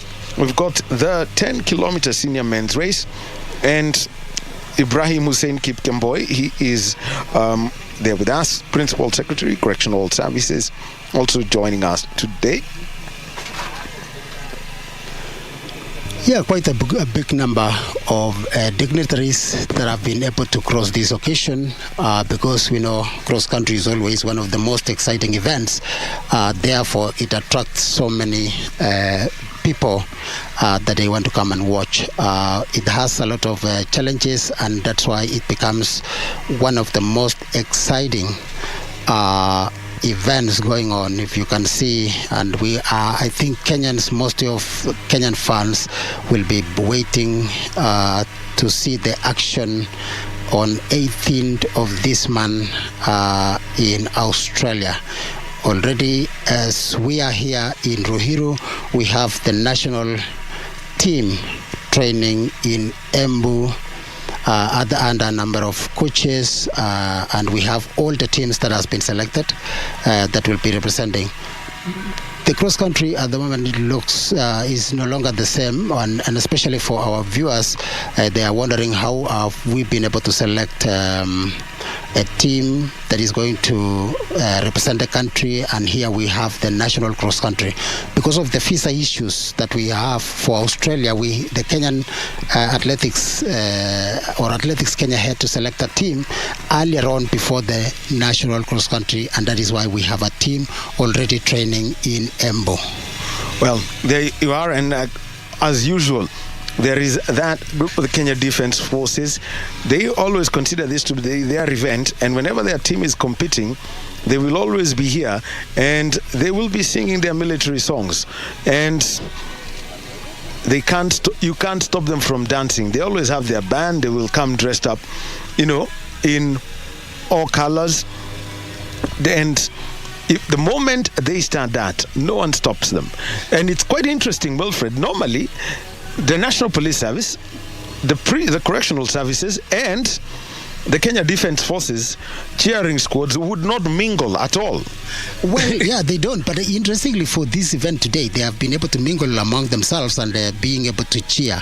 I think, they have got to do this because, remember, this is a cross-country. Because when we are doing the track events, they don't mingle because you would find each of those teams, they are on their own stand and they are able. And I think, it's so interesting, to have those who entertain the event, Wahome, because you can imagine if we had only the cross country without these fans that they always come with the isukuti, the other drumming, different types of drums here, it brings the entertainment to the field of athletics, and that is the beauty of having these guys. Well, and the color and the pictures is always there. Well,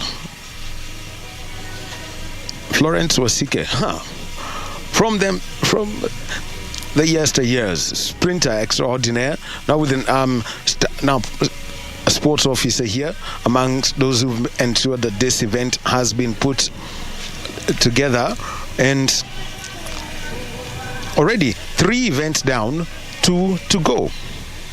That is the senior men's 10 kilometers, and then we will have the mixed relay. That will be the last event of the day that will be coming. And what it means, mixed relays, it tells you that this is an event that has both men and women, all of them competing on different kilometers for each of them. And therefore, Wahome, what we need to inform our viewers, and especially when it comes to the period of the cross, the mixed relays, you will be able to see that different teams would even sometimes, Wahome, put men and women to run, because the first leg sometimes they may say let the men took, and some teams may put even women to be the leaders. So it brings a lot of excitement actually when it comes to the mixed relay. This is something that has been kind of like new, but it is also very exciting. Okay. So there are the technical officials. They are all there at the finish line, and at the moment at the call room judges should have ensured that all the senior men are there, and we should be ready to roll in a short while.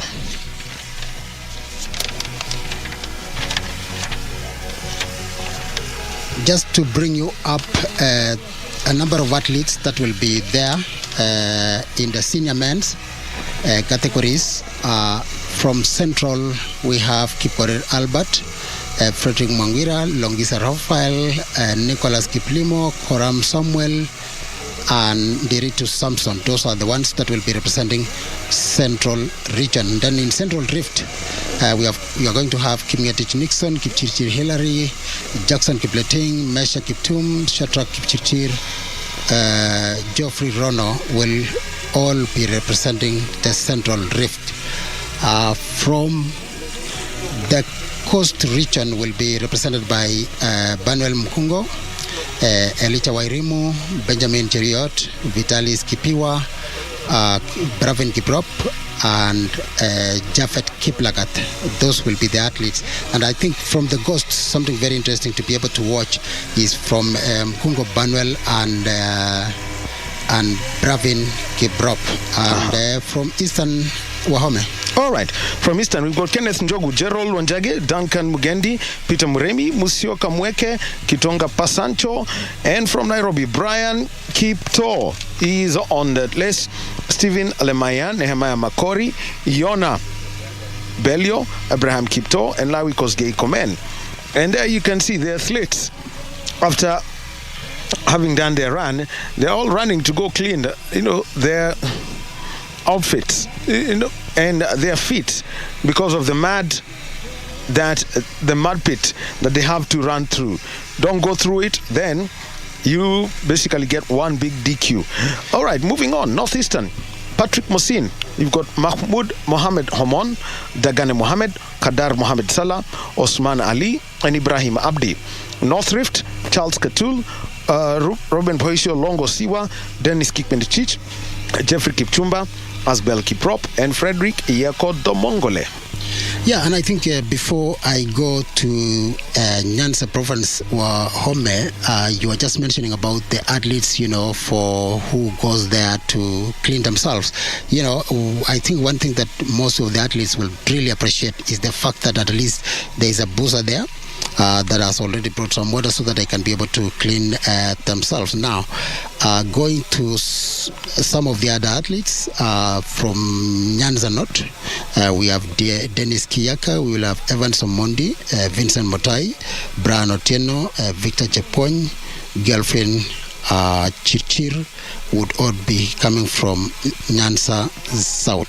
From Nyanza North, we have Machoka Paul, Otuya Richard, Mokusu Tatas, Moronge Dennis Simba Dixon, and Muriru Joel. From South Rift, we have Kipkorir Collins, Ladema Weasley, Leonard Bett, Kennedy Rono, Gilbert Kiprotich, and Aaron Chepkony. From Western, we have Felix Kibet, Isaac Kibet, Samuel Loimo, Kennedy Kipieko, Eric Marudi would all be representing Western Region, and also Gilbert Pushendich. From the universities, because again, in this event we have both the universities, we have the discipline forces, the three discipline forces that we have. So in the universities we have Ngene Emmanuel, Gelfin Chepsikor, Derek Cheke, Dennis Mutai Otuke Pius, and Boniface Mungai. Okay.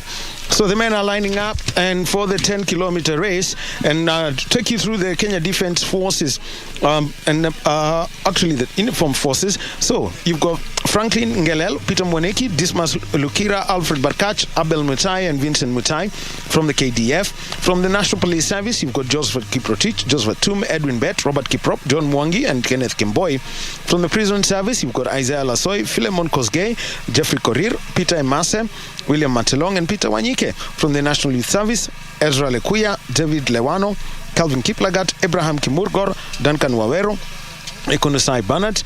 And from the DRC, well, it's not just the rumba they can give us, but also athletes. So we've got Alex Kambale and Francois Mafiri. Adrian Mutisia comes in as an individual, Tamoe Kipsang as an individual. And you've got Samuel Kibet. Then you also have got Amos Weekend as an individual. Samuel Kibet is from Uganda. Herman Vitalis Sele is from Tanzania. And from the Netherlands, you've got Gert Brenner. So that's the field that's going to be running today. And Gert Brenner, easy to tell, flying pilot. Yes, and I will see. Running pilot. Yes, and we have 5 international athletes. When it was the 10 kilometers women, we had 2 international athletes, and for the men, 10 kilometers has really attracted a huge number, and it tells you that most of these athletes, they would love to come and run here, and I can imagine what it will mean for Brianna Gatt to run in this kind of weather. And something that becomes interesting, Wahome, is that most of these athletes, they would be happy that they were able to race or to run in a national championships among the Kenyans. You would be happy to say, I am the only Mzungu that was running there. You know that. Now, this is where I want to. We call them the Flying Dutchman. There's a footballer, Dennis Bergkamp, who's got a flying, so he was known as a non-flying Dutchman. So would we be right to call this airline pilot and also an examiner for the jumbo jet a running Dutchman rather than a flying Dutchman? Very interesting, actually, and I think the athletes want to get ready. The temperatures is getting hotter. The wind is no longer flowing as it was before, because that would be a little bit better. It makes it kind of like a breeze, and I can only imagine, the challenges that they would face. Wahome, there is something very interesting here that I've not been able to see. Basically, when it comes to 10 kilometers, anything above 5 kilometers, they should be the water that the athletes can be able to hydrate, and I have not been able to see them hydrating, and I think it will be very important that they do, because otherwise we may also experience what we saw in the 10 kilometers women, where they reach the finish line and they have no more energy to run around. Well, interesting, yeah, because we saw that introduced, and we've seen it happen also at the national trials, and as they are known as endurance events, World Athletics actually has made a commitment, because they've got these endurance events, anything over 5,000 meters, as that's how it's been classified, then either to be run at the coolest point of the day, or if not so, then you must have mandatory water points, and that would mean having it at the 2-kilometer mark, which would be just around the finishing point, and that's on the inside, such that athletes can cool. That would help a lot. As we see our chief guests, I think the principal secretary, correctional services, and the commissioner general for prisons, Brigadier retired John Warioba, are there, and also Colonel Paul Tergat also there. He with Athletics Kenya President Jack Tuwei. They've all gone and ready to flag this one off, and that's just the pre-race protocol.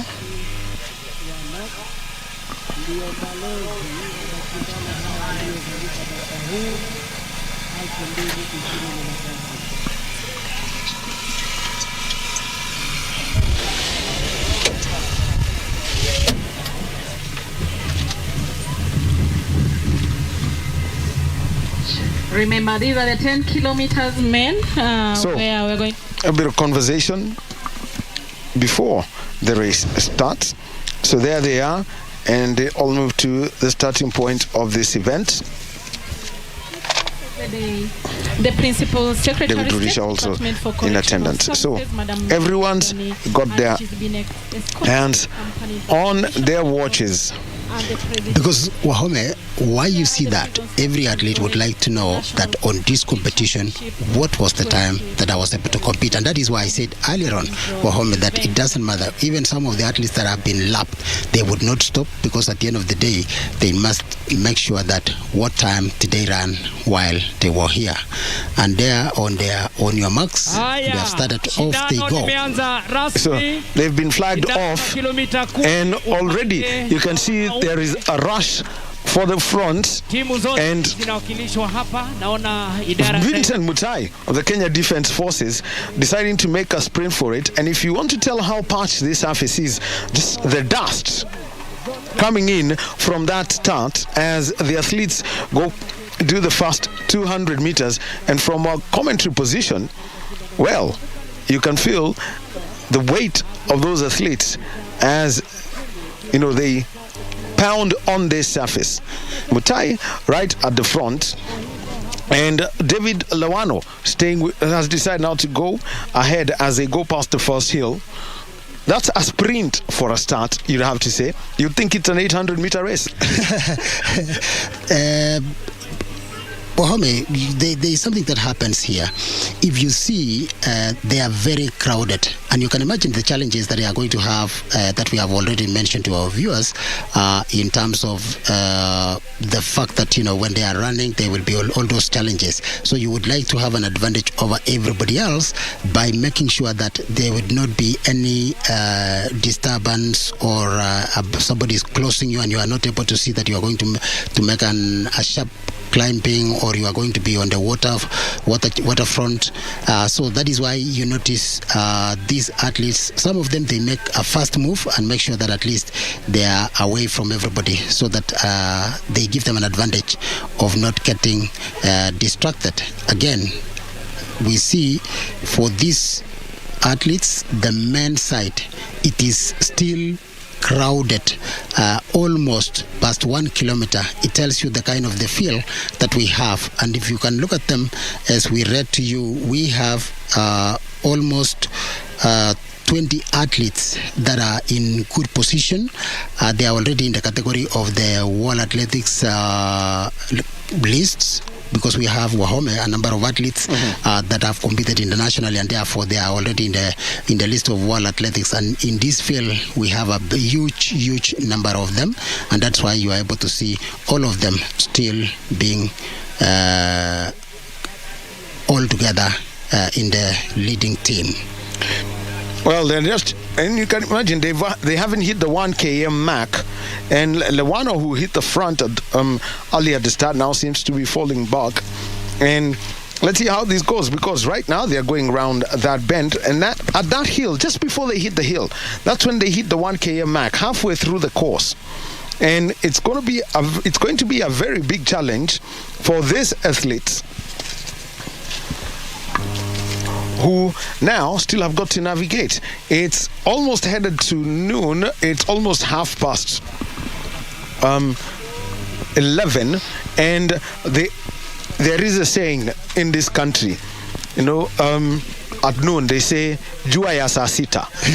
Then the kind of heat that comes from the sun at noon, that famous phrase jua ya saa sita, and that is the kind of heat that you'd expect. And remember, this place, it's scorched, it's dry, with the exception of the mud pit.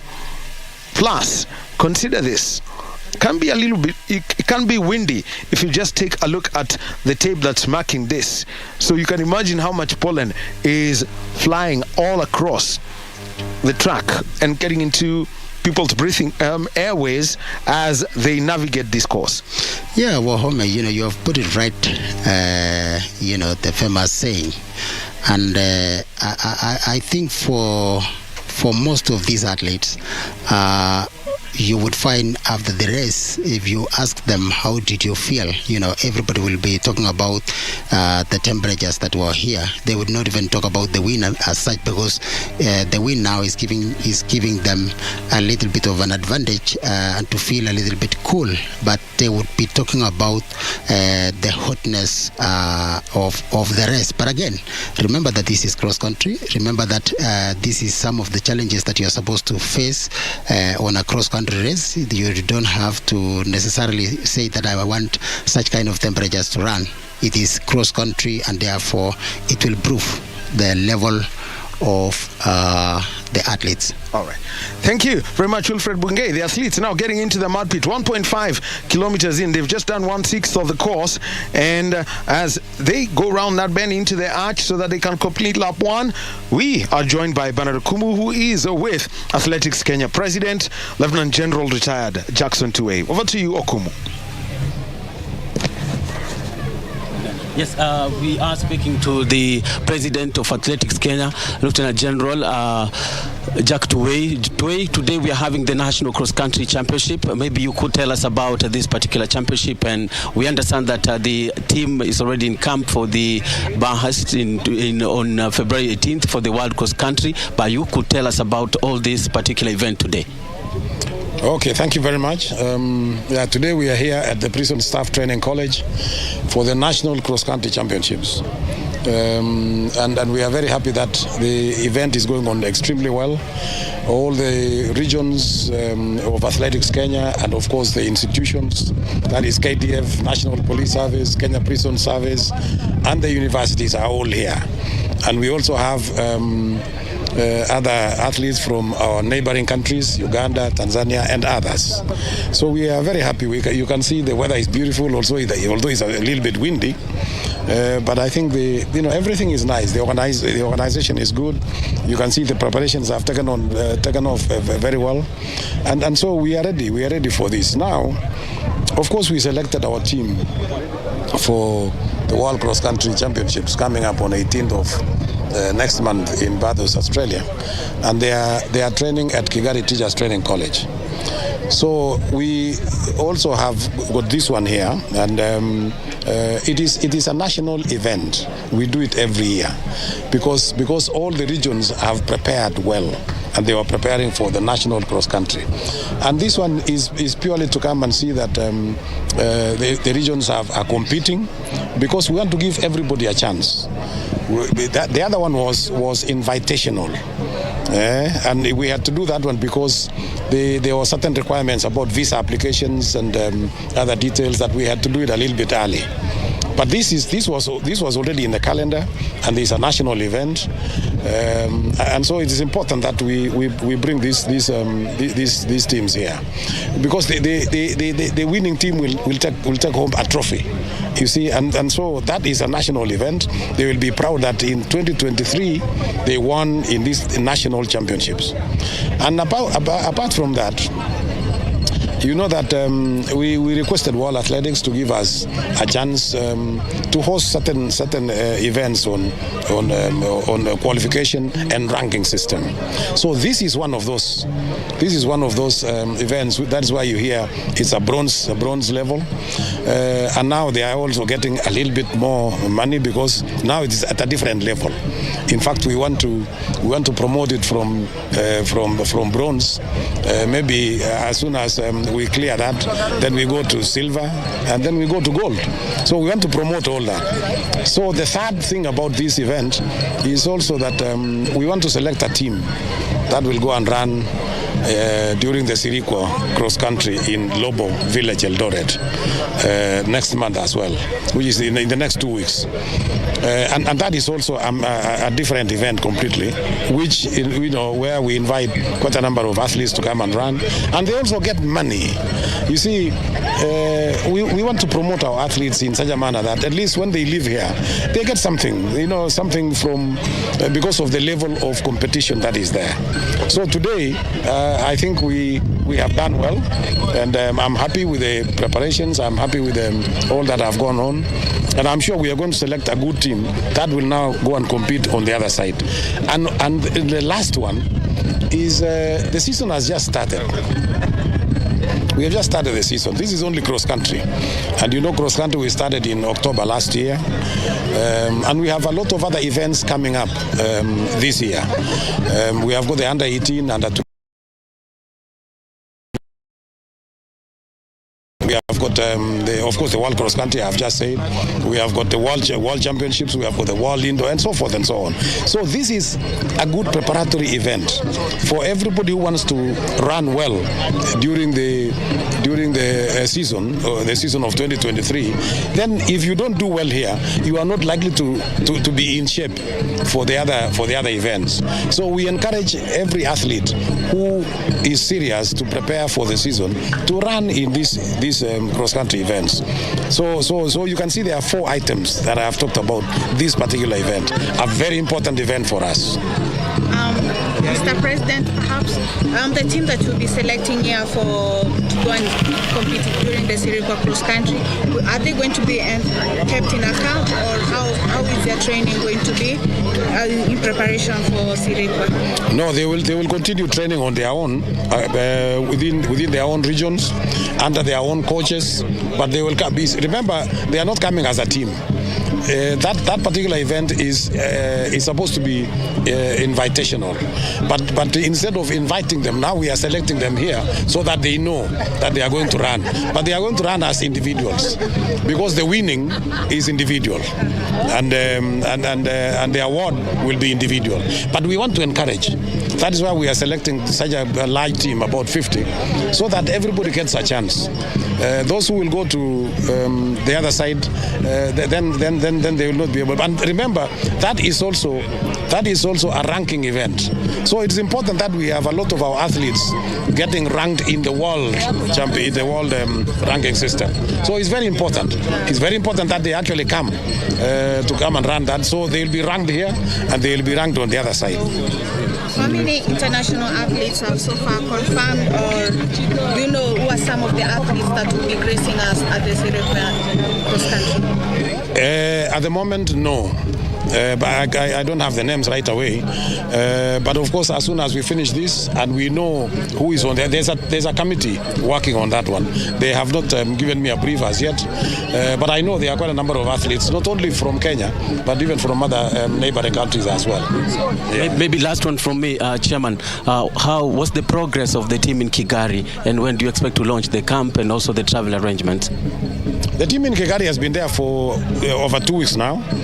From Monday onwards, we are going to kit them because they have not received the kit as yet.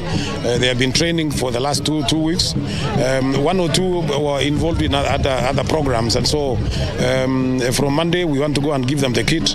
We want to pay them the local allowance, and then we launch the camp.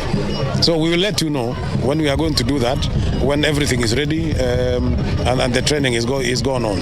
And then of course we have started organizing the travel arrangements because we would like them to travel a little bit early, at least 2 days before the actual time that they are required to arrive there, purely because of acclimatization, to go and check on the route, to go for the technical discussions and so forth and so on. So that is a plan that we have got for that team. Otherwise, they are well, they are training. The team manager is actually, I've just been with him here, and he comes from the prison service. What's his name? Who? The team manager. You want to call him here? I can call him for you. You can talk to him. Okay, so all the best. Asante sana. Thank you. Okay. That's the chairman for the Athletics Kenya speaking to KBC Channel 1 about the preparations for the team. Of course, he mentioned that this particular team that will go to Bahas, that's in Australia, has already been picked. And of course, this particular championship that's happening today is just a national championship that's bringing together several or various regions that are competing for the money that's also on offer for the best team in both categories, and also that the team that will be picked here will also be the total number of 50 athletes who will also feature in the forthcoming Sirikwa Cross Country Challenge. Back to Daniel Wahome with the commentary on the ongoing 10-kilometer men's race going at Ruiru Prison's Staff Training College here in Ruiru. The 10-kilometer, of course, men's race is ongoing. Back to Daniel Wahome and the team for the commentary of the race. And for that interview with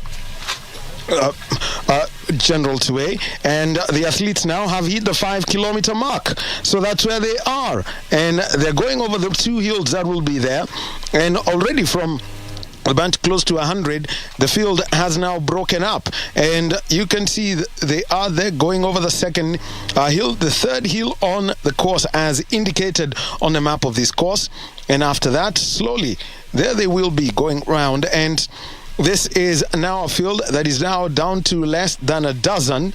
If you just to take a look at them, and already it's a battle between the Prisons, North Rift, and Kenya Defence Forces. Can say it's business as usual as far as this cross-country event is concerned. Yes, and I think Wahome, something very important to mention is that the athletes that are competing here, just as the president has already said, mention is that these athletes, as much as they are making or they are getting money today, but at least they will get an invitation for the next 2 weeks. So it gives an athlete to know that as much as I'm competing here, and I hope that this information that the president has just informed our viewers, the athletes themselves, when they are running here, they should be aware that should I be among the top here, then I will have a chance to be able to compete at Sirikwa a race, which is actually a World Athletics Permit event that is going on yearly, and it gives an advantage. Actually, most of the athletes who run cross country, they had already missed a lot of competitions to be able to do, but we are happy that in Kenya now we have got 2 competitions that are there. We still have about 12 or 15 athletes that are still in front, that each one of them, it will be so difficult to be able to know who would be, unlike in the women category, that they were able to separate themselves a little bit earlier, but for the men, they are all still backed up, all of them, and as Wahome, you have said, the national police, the prisons, and the KDF looks like, they are the ones that are in the front. Well, at the front, at the moment, you can see the lanky, in that green, you've got Jeffrey Korir of Kenya Prisons, and he is right at the front. This would be home turf for him, and they will be doing 3 laps as at the end of this, and then after that we shall see them all battling, and that's the mud pit that we have got. Athletes, depending on where they choose, you still have got to go over that dam. They've used some dry reeds to block that, and this is the leading pack as they come to hit the front. They've now done 3 laps going into the 4th lap, and at the front there is Asbel Kiprop, not the famous Asbel Kiprop, also from North Rift. They've got Charles Lokirir, who is also in that group. Stephen Lemayan from Nairobi is in that fray. So quite a lot of it competition still to come, and also Peter Moniki of the Kenya Defence Forces within that group, and getting into the 4th lap, and already 6 km done. The leading pack now down to 8. 3 from Kenya Defence Forces now are the ones who are there, as you can see, as they get to this point, getting over this hill. And I think for the men's 10 kilometers, it will not be so much on the police and the defense forces, but the North Rift looks like they have a very strong feel, whereby they are among the majority of the leading group, including the KDF there. As you can see, most of these athletes, they come from the North Rift. And I think, for them, they would like to be able to run in their home turf in the next 2 weeks at the Sirikwa Championships. Again, as we have informed our viewers that the temperatures here is a little bit hot, but the athletes are trying as much as they can to be able to push each other. We have one athlete from the university that I think... actually from Western. Yeah, from Western. And that we would be able to know the name of the athlete, and we will bring you as we move forward. Well, interesting that there's an athlete named Asbel Kiprop, and some of these names come with a burden, given the reputation of those, that comes with it. The moment somebody would hear Asbel Kiprop, they would look for a lanky figure, 1500 meter runner, but that's not the case. But take a look at this. The leading field now, it's down to 6, half a dozen, and North Rift really holding on to this, but Korir of Kenya Prisons now, he is in third place. That's the tallest figure in that leading group, as they now head to the 7-kilometer mark. 70% of the course done as they go around that fig tree that is right at the corner. In Kenya, basically, that's the one. It's known as the Mugumo tree. It's just been picked up in Kenya. So that tree, they will go around that, and there's an acacia tree that you can see there. And at that point, as they get onto that hill that's, blurred by the flora and fauna, that is where they've done now 7 km. So there's still 3 kilometers, basically 2.5 laps of running. And Captain Brian is now just about to be lapped. He is an ever-present figure at the National Cross Country Championships or the Nairobi Cross Country Championships, depending on where he and when his schedule or what his schedule looks like. He is an airline pilot, a cargo pilot with KLM. So when he's in Nairobi and has got his rest day, does this, goes back to his hotel before preparing his flight notes. Yes, we have about 6 athletes, as you said, Wahome, and it looks like all of them, looking at the movement of a professional athlete, they are all still very strong. As you can see, nobody really wants to let it go, because Wahome, there is a mistake that sometimes you may make as an athlete. You leave the others, you just give them a little bit of the distance, maybe thinking that you may change the speed in the course of the race, but it becomes a little bit difficult because those ones who are leading will always try to be pushing as they go ahead. And I think this is one of the most competitive race that we have been able to witness today, as we see 3 kilometers right now, probably maybe 2.5 kilometers remaining. We still have a huge number of athletes still grouped together, but you will be able to notice, Wahome, that in the last maybe 2 kilometers, some of them will be able to want to break away from everyone else.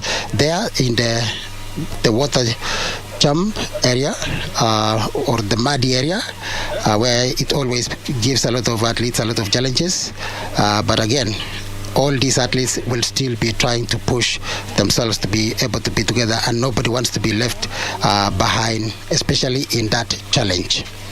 Well, and also talking about this, because the spikes that have got to be used, it's actually specialized and takes a lot of, one has to be clever. As we see Charles Lokir hitting the front, 3 athletes from the North Rift, creating actually 4 of them from the North Rift and 1 from Western. So, and the way the cross-country point system works, this would be a great joy for the North Rift outfit. And let's talk about this kind of spikes that you use here, because you're stepping on grass, you're stepping on the soil, and you're stepping on mud. How do you manage the spikes? Because it's not your ordinary track spikes. Thank you for asking that, Wahome, because the most important thing is that the spikes for cross country is not the same as the spikes for the track. This one has got a little bit more inches of the spike itself, because of the kind of course that you're running. If you look at those track spikes, has got a slightly smaller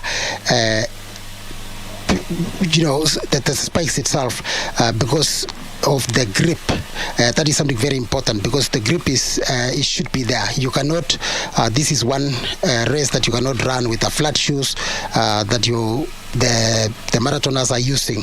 So therefore, it's very important for the grip, because you don't want to have your competitors having an advantage over you when you run on a bad shoe. But again, when you look at the athletes who are here, Wahome, they are all professionals. They have different spikes. Each of these, or majority of them, they are kitted with spikes that suits when they are training on a maram, when they are running on the track, and when they are doing the cross country. So the spikes must be the correct shoe that you are wearing.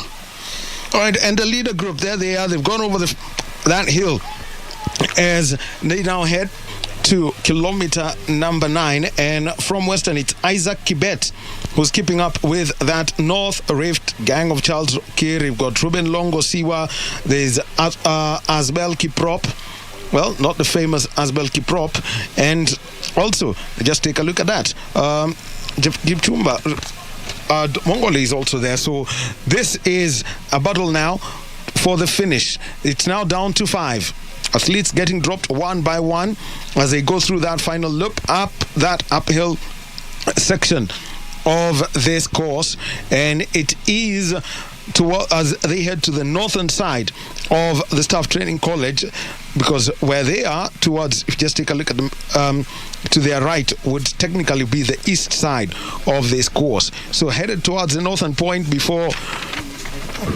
going round, and that gap now beginning to turn into a single file, and this is as they head to the 9-kilometer mark. Just take a look at them all huddling. There hasn't been a definite leader. At one point it was Vincent Mutai. At the other point we had Charles Rokir taking over. At the other point we had Korir from Prisons taking over. And remember, it's North Rift now. They're running as individuals, not affiliated to any of the uniformed services in this country. The prisons, the Kenya Defence Forces, the National Police Service, and of late we've got the National Youth Service and the Kenya Wildlife Service also, getting incorporated with time. All have got pedigree of great cross-country runners. Now it's down to the final kilometer as they go around that bend. How do you approach this? Because it looks like we could be headed for a sprint finish in this event. Yes, I think something very important to be able to mention here is that we have seen, and you have mentioned, that the regions are bringing in individual athletes who have been training on their own, but they were able to compete during the regional championships, and they were able to make the team. And as you can see, we have got about 5 athletes, 4 from Rift Valley and 1 from Western. But currently now we have 3 athletes from the North Rift that are now looking for the first place as they come towards the last kilometer of the event. It's a North Rift shuttle without speed governors as they head into this final one, and that's how you would simply describe it. Let's see who's got that final kick. It's down to 4. They're close to 100, and it's now just 1/25 of that field that started this event. They're going around that straight. It's about 150 meters, and that's where they've got to hold their balance. Just taking a look at them, you can see from Western we've got Isaac Kibet, who's still weighing on and holding on to them as they go around that bend and into the mud pit for the final time. Athletes being lapped, and some final calls are going to be made from these athletes who are out there. But just take a look at that. Isaac Kibet from Western, he's taken the lead. This is going to be interesting. Single file as they are now. Prop just behind him. Let's see who's going to navigate that mud pit. Could be very crucial here. But just take a look at that. And Kibet is out. And just behind him is Lokir, keeping close tabs on him. So close it is. And now Kiprop has dropped to 3rd. Take a look down to 4th. It's now down to 3. Who's got the wheels? Who's got that final reserve of energy as they go around that bend past the mud pit? This is going to be the final 400 or so meters at the Prison Staff Training School. This is a battle that is going to be between Kibet and from North Rift. We've got Lokir as they go round, and the lead is keeping on changing. Just take a look at them as they go around that final bend and into the home straight. Well, what's that indication? Where you stretch out your hands, Wilfred? Yes, because there you have got to give it all, and you will be able to see that one athlete maybe will not be still having the same movement as they were running, because this is the time that you are so tired. But again, you must make sure that you put all to be able to win the race. Remember, Wahome, it is not only winning, but there is prize money to be involved here, and that is why it makes an athlete to make sure that they are getting ready. Well, and now it's into the home straight. Just take a look at this. That's where the tape is. This is between Isaac Kibet and Charles Lokir. Let's just take a look at this. And Isaac Kibet is a national champion. $1,000. That was close. North Rift. Okay. North Rift. Maraba Police. Charles Lokir. Nairobi. Take a look at that. That was close.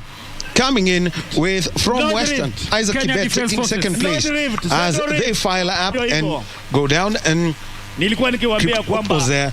Yeah, makes a sign of the cross. Interesting. Yeah.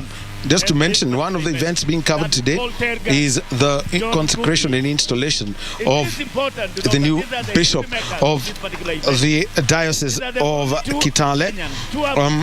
Bishop Emeritus Maurice Crowley, is going to be the co-consecrator for Monsignor Henry Juma Odonya, who will now know as the Right Reverend Henry Juma Odonya, Bishop of the Catholic Diocese of Kitale. So, that's just one of the events being covered today. But, yeah, triggered by that sign of the cross coming in from race winner, Charles Lokir of North Rift. It is important that these are the household names we have in this country. And I think something very important, especially for our viewers, is that the North Rift and the Westerners really actually dominated the race. We expected our disciplined forces, but again, this is competition. It depends on how ready they are. We already know the athletes that are going to be competing in the next 2 weeks at the Sirikwa Classic event of the cross country that will be happening in Eldoret. Already, somebody knows that I am going to be competing there. Again, we always give kudos to those athletes that don't tire, but make sure that they finish the race, however much they are behind. But again, you will find that it is very important for you to finish, not the time that you finish, and at least it will give you a chance to be able to improve in the next time. And so, these are the results, and this is how they have placed. Charles Katul Lokir of North Rift winning in 29 minutes 16 seconds, and just behind him was Isaac Kibet of Western, also clocking 29 minutes 16. So close it was. And taking third place was Dennis Chepngetich of North Rift, 29 minutes 23 seconds. Asbel Kiprop of North Rift taking fourth place, 29 minutes 27 seconds. Joseph Kiprotich of the National Police Service, 29 minutes 29. We've got Shadrach Kipchirchir of Central Rift and Brian Kipto of Nairobi taking 6th and 7th, clocking 29 minutes 30. Those are the top 7, all in under 29:30 over 10 kilometers in the heat and altitude of Ruto. Peter Mwaniki of the National Police Service finishing in 8th place, 29:32. Vincent Mutai of the Kenya Defence Forces, who was the early leader, 29:33. Ruben Longosi of North Rift, 29:35. Joseph Kiptum of the National Police Service, 29:36. And Frederick Domongol of North Rift, 29:39. So right now, let's go over to Bernard Okumu, who is at the mixed zone. And we'll be speaking with Charles Lokir, Isaac Kibet, who are the top athletes in this event. Yes, we go. Yes, Charles, congratulations for winning. What was so crucial for you to win this race? Yes, the race was very tactical, but I was prepared well, and I am determined So I'm happy to win this race today. Yes. Labda ni katika kilomita ngapi uliona kwamba unaweza chomoka na ushinde hii mbio leo? 6 kilometers. Nikaona pace imetolea kidogo. Sasa nikakuwa na determine zaidi ya kubeba. So nikaamua kukaa sasa ndani kabisa, si kutoka tena kwa base. Na labda baada ya kushinda leo utakuwa katika kile kikosi kitaenda kwa ile mashindano ya siri kwa cross country, labda unatarajia nini huko? Pia nimejipanga kukimbia Serekwa. So last year I was number 5 in Serekwa cross country. So I'm aiming to go to podium. Yes. Thank you. Thank you. National nilikuwa number 9. I was very disappointed because ilifika lap ya mwisho pace ikapanda juu kidogo, nikashindwa kuvumilia. Na umekimbia nationals mara ngapi na final ukashinda? Nimekimbia national mara 3. Ya kwanza nilikuwa kwa junior na nikaweza kwenda World Cross Country ya 2019 hata Aarhus, Denmark. Yes. Thank you. Simama hapa katikati tafadhali, alafu utaangalia. Jina ni? Isaac Kibet-Gema. Aya, utaniangalia. Isaac. Yes. Congratulations kwa kumaliza number 2 kwa hii race. Tactics zile umeingia kwa hii race ni kama gani, considering ni course mpya, si kama ile mezoea ya golf course? Ni mara yangu ya pili kuimbilia hapa. Mara ya kwanza yenye World Championship niling'ang'ana, lakini nikaenda kusomea hii course, si course ya kukaa nyuma. Ndio niling'ang'ana nikimbilie mbele, ndio nitafuta position nzuri mbele. Ndio nashukuru Mungu ameniwezesha nimekuwa nambari la 2. Perhaps ni lap ngapi ndio ilikufanya ukaona hii race naweza ichukua, na pengine matarajio yako kwa hii season ni gani, na tunako expect kwa event gani? Kwa sasa hii sina any race tapangiwa na management. Nilikuja lap ya 2 nikashtua kidogo, nikaona watu nikienda naweza kuwa namba mzuri, ndipo nimekuwa nambari la 2. Na labda matarajio yako Sirikwa ni yapi? Ndang'ang'ana Sirikwa. Ndaenda kufanya mazoezi kabisa Sirikwa. Nashukuru Mungu kama nitakuwa top 6. Okay. Thank you very much. Asante. Naam. Yes, of course, that's the senior men's 10-kilometer race, which was been won by Lokiri Charles Katul, who posted 29 minutes and 16 seconds, coming home the first. And of course, speaking to him earlier on, he talked about his expectations ahead of the Sirikwa. Remember, the team that's being picked here, that's close to 50 athletes will be going to the Sirikwa Cross Country Challenge, which will be held in Eldoret. And also, of course, in the second position, it was Isaac Kibet, who clocked 29 minutes and 16 seconds, while Chepngetich Dennis clocked 29 minutes and 23 seconds to be third. Next up, of course, will be the mixed relays race, but back to Daniel Wahome with the rest of the commentary from the unfolding events here at the Ruiru Prisons Staff Training College. Thank you very much, Bernardo Kumu. Who is at the mixed zone, and we get a replay of this event. The senior men's 10-kilometer race. This one eventually won by Charles Lokir of North Rift. But what an event it was. Vincent Mutai of the Kenya Defence Forces eventually finished 9th, taking the early lead and laying down his marker, while also from the National Youth Service, we had is an athlete, who decided, let me hit the front in the first 800 meters, but it turned out to be a totally different thing. And with time, we saw Jeffrey Korir of Kenya Prisons at one point hitting the front, and you could see it's running in the noon sun in Nairobi. It's just 3 minutes past noon, and that was just the conclusion of that race.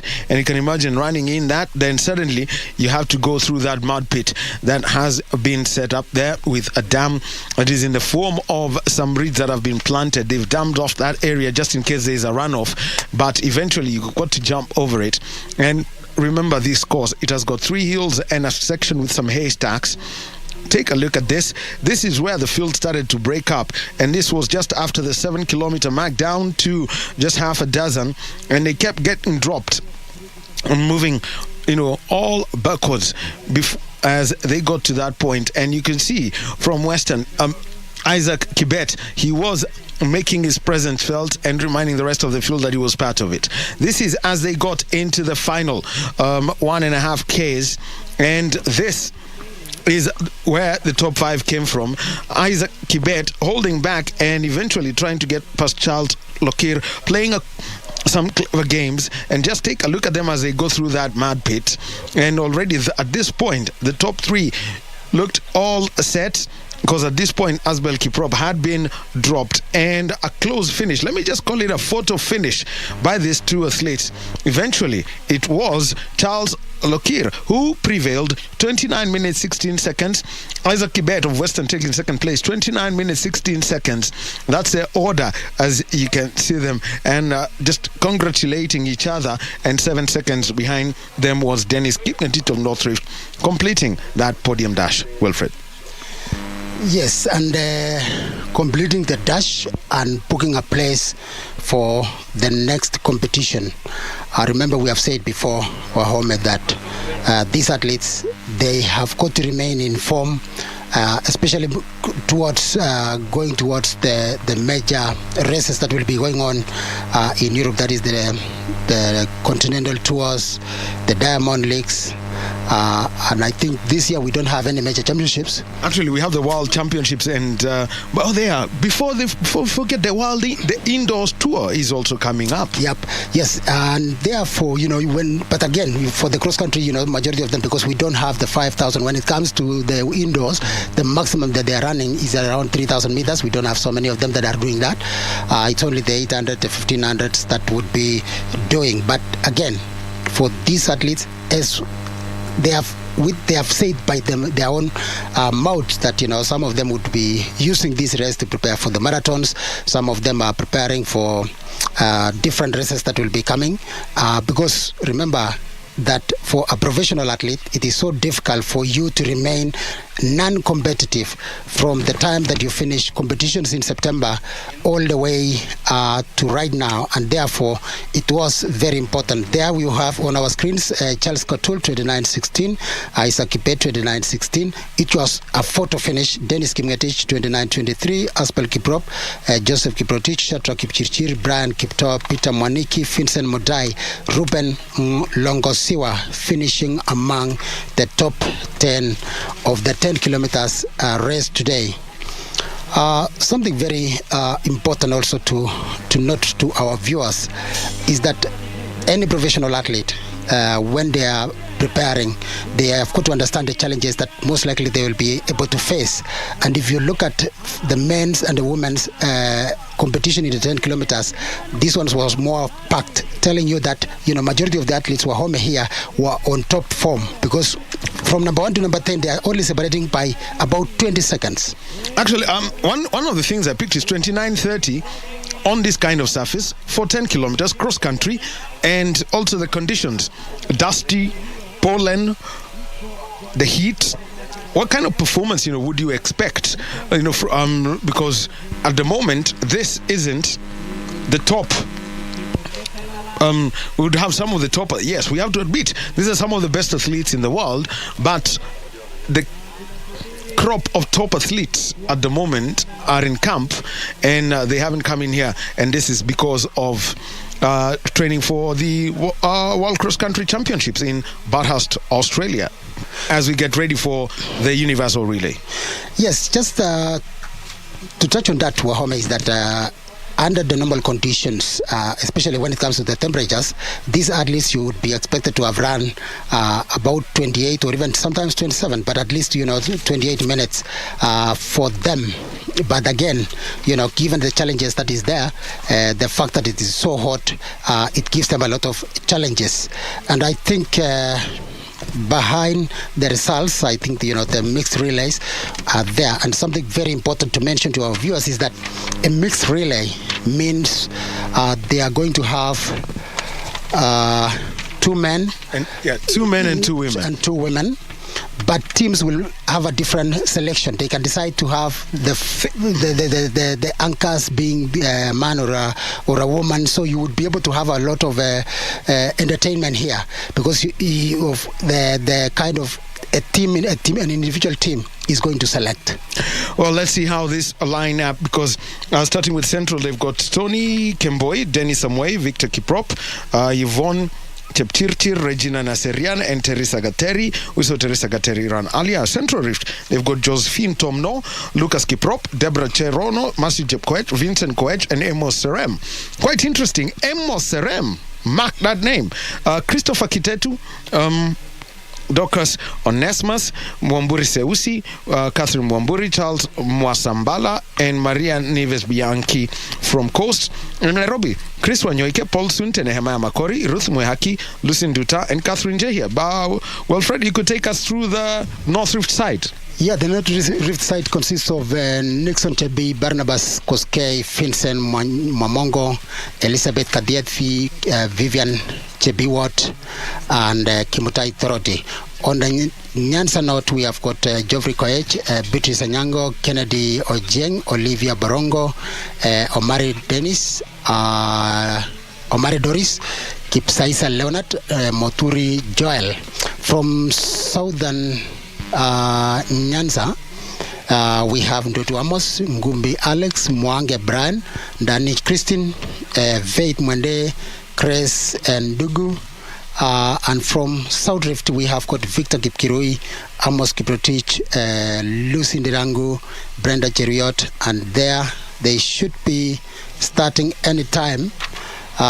We still have Cheriot Costin, and there they will be starting, and then they will be handing over at certain point.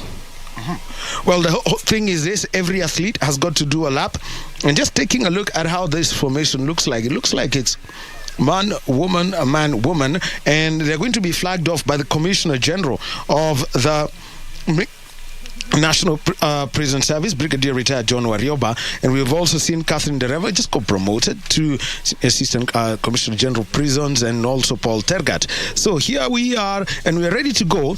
As just to mention, Team Police, Team KDF, and Team Prisons. Look out for that. Just take a look at these men as they go out on this first one. Everyone's gonna do 2 kms of this. It's 1 lap, and there is no time to waste when it comes to this. I'm just taking a look at the KDF side. Judy Kiang, Jarinta Mawia, Charles Timoto, and Dennis Rono. The police service side, Beatrice Chepkoech, Jeffrey Kirwa, Betty Chepkemoi, and Jeffrey Kirwa. Quite a side that they've put out here as now they go around this first bend. And just take a look at it. No one wants to be on the back foot, as the NYS Masibu are right at the front saying we are going to dominate this. So the men have gone on first. We're going to be taking a look at leg 2. Remember, every athlete has got to do 1 full lap. The rules of relays operate. There is an exchange zone. Rule number 1. Rule number 2, do not drop the baton. So do not violate that, and do not drop the baton. Ideally, previously, right now they're using the baton. Previously was a wristband, which you had to, pass to your athlete. Can you imagine dropping that wristband? That's it. It's as good as dropping a baton. Yes, and you can imagine the challenge of maybe trying to catch a ribbon, Wahome. It becomes a little of a challenge, but it is easier when it becomes now a baton, because you hand over just the same as it's done on the track relays. Each of the athletes, as he has said, and it looks like every team here has made a decision that whoever is going to be on the anchor team are going to be all men. And then when it comes to the second, probably that is what they have decided. But we have seen in the past whereby that the individual team may decide maybe the first 2 would be both men, and then on the last 2 legs would be women. So it depends on what the team decides. But again, this is one of the most exciting event that we are going to see, especially when it comes to the third leg Wahome. That is where it starts to become very interesting. The third leg and the final leg would be very interesting, especially for everybody who loves to watch the cross-country relays. Well, there they are heading to the 1 kilometer mark. Just take a look at them as they go around the bend and they go over that hill. That's the first of two. There they are. That's the pack. Not broken. Just about 4 of the athletes who have been broken away. But Team Prisons, Team Police, Team KDF, Team North Rift, Team Central Rift, all holding on to that. And take a look at it. The pace is going up as they go past the second hill. And Team Nairobi also in that fray. How long can they hold out for this? Because we are going to be getting into, what is going to be the first exchange. It's going to be interesting how this happens. They go around and they get into this 150 meter straight. It's going to be interesting to see who can hold on to this. And for the prison service at the moment, Kipru Good holding on there to 4th place, but look at the pace, Wilfred. They know they only have got 1 lap, so they are giving it their all in this event. North Rift, Central Rift up front. Yes, they have got to do that, and I think there is something very important that we need to mention to our viewers. Every team is allowed to add a bigger number of athletes, because you can imagine in this case they are all competing right now. We have individual athletes here who have just finished the race before, but again they are in the team for the relays, and it depends on the readiness of an athlete. Then they can be able to still again compete. But remember, it is only 2 kilometers that they need to run for this, and they all give it all, because it is very important for your team. Again, when it comes to the cross country that is coming up in 2 weeks, we will still have the relays, and therefore it is very important that you make your team to be there. Well, taking a look at that squad, you can see North Rift up front, and for the Kenya Defence Forces, at the front is Charles Simoto. He has represented Kenya, and actually in Uganda he was at the front, so he knows a thing or two about running this as he makes his way. But just take a look at that group. Everyone knows that holding out to the front is so important, and they go around this bend, and we are going to have the first interchange. Well, Charles Simoto taking the long way around that bend. Well, what's the best way, in this? Do you take the apex, or do you just take it from the inside? You have got to take it from inside, depending on where you are going, because if you look at for him, he had to stop a little bit and being able to do a longer distance, and that was a little bit of a challenge. But again, this is cross country. He still has the powers, and here they come. They will be doing the exchange, and we will be able to see who is in the lead coming to the exchange position.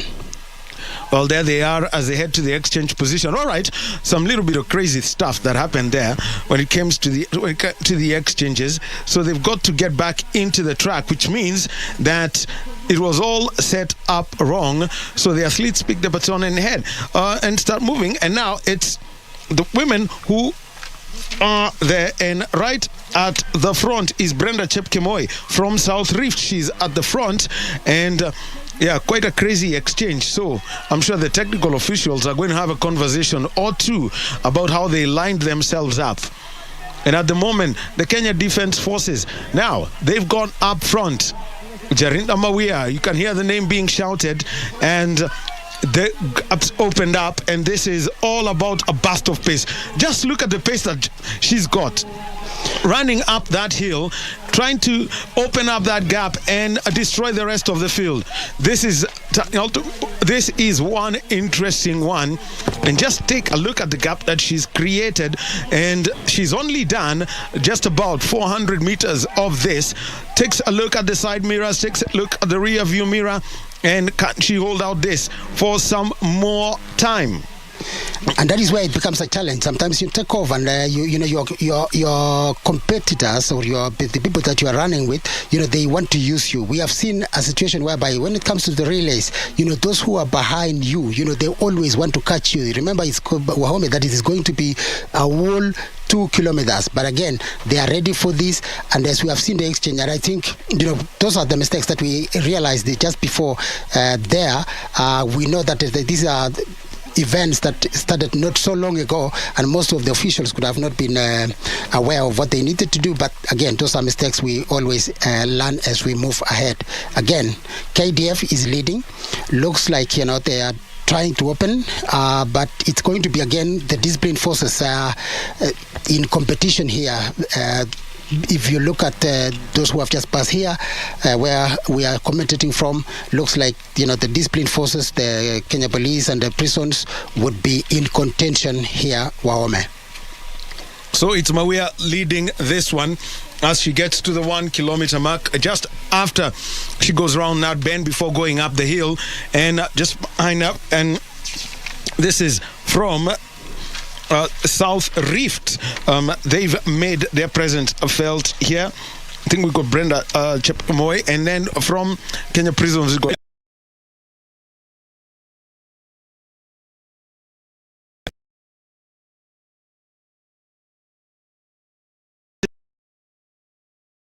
Dan. She's got another kilometer before the next exchange. We hope that the zone has been cleared out. Takes another look at over her shoulder as she gets to that point. That's the 1 kilometer mark. We shall see her done. And take a look at this. There's a gap that's been closed. That the National Police Service gaining ground on this. Can we see some drama at the exchange or at the end of this lap? Because that's where the whole story is told. The beauty of the relays, where there is the undulating pace, and the athletes, if you take off fast and you're not able to hold it out, then you're in all sorts of trouble. Yes, that is when you make the fastest move, from the beginning, it becomes difficult. And let me tell you, Wahome, and especially to our viewers, when you have an athlete that takes off very fast, and when you are coming towards the end, you are getting tired. Remember that whoever will be taking the next baton, if they have a lot of energy, they will open even a more cup. And that is why it is very careful that you reserve the energy to make you being able to give out the baton, probably and hopefully from the position even that you take that you are taking the baton, rather than always paying the price of taking off too fast and you can't be able to make it to the end. Let's see how this is going to work out, because the team police have got theirs, and you can see everyone seems to be cheering the other, and the officers from the Kenya Defence Forces, more like an order: move, quick march on the double. Those are the words that seem to be there as Jarinta Mawia, who is the race leader, is now headed towards the mud pit, takes one more look over her shoulder, and then suddenly she's picked up this. This could be decided in this final 400 meters or so. As she goes around that bend, the next thing we know, she's in the mud pit. This is where it's also important. She handles it so smoothly and gets past it and is able to avoid that. And take a look at Beatrice running for the National Police Service. She is in leg 2. Remember, when she took the baton, she was in 5th place. And just behind her are 2 athletes from South Rift and Kenya Prisons. So we've got Brenda Chepngetich from Kenya Prisons, as from South Rift, and Fancy Cherono coming in from Kenya Prisons. But Jarinta Mawia holding out on this. I'll tell you this, from the cheering that's there from the officers who are there, it's all out. How fast can we see Beatrice Chepngetich? Can she close the gap as we head now to see the second exchange of the batons with the Kenya Defence Forces at the front?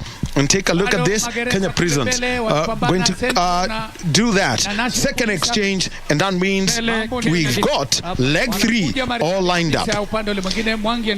Yes, and I think something that we are going to witness here is that there will be a lot of opening of the gap now, because already there is the morale that an athlete has, that, and especially for the KDF team, as you can see, they know that we are in front, and therefore I need to take off. I cannot let down my team. But again, it's going going to be one of the most competitive, as we see all these athletes, they are really exchanging. The police are there, again in position 4, the South Rift there, and we have the prisons in the third place. One that is going to be really, really very competitive. As we can see, each of these athletes will be booking a place in the next competitions that will be happening. There, the prisons are already taking, going to the second place. It's going to be tough.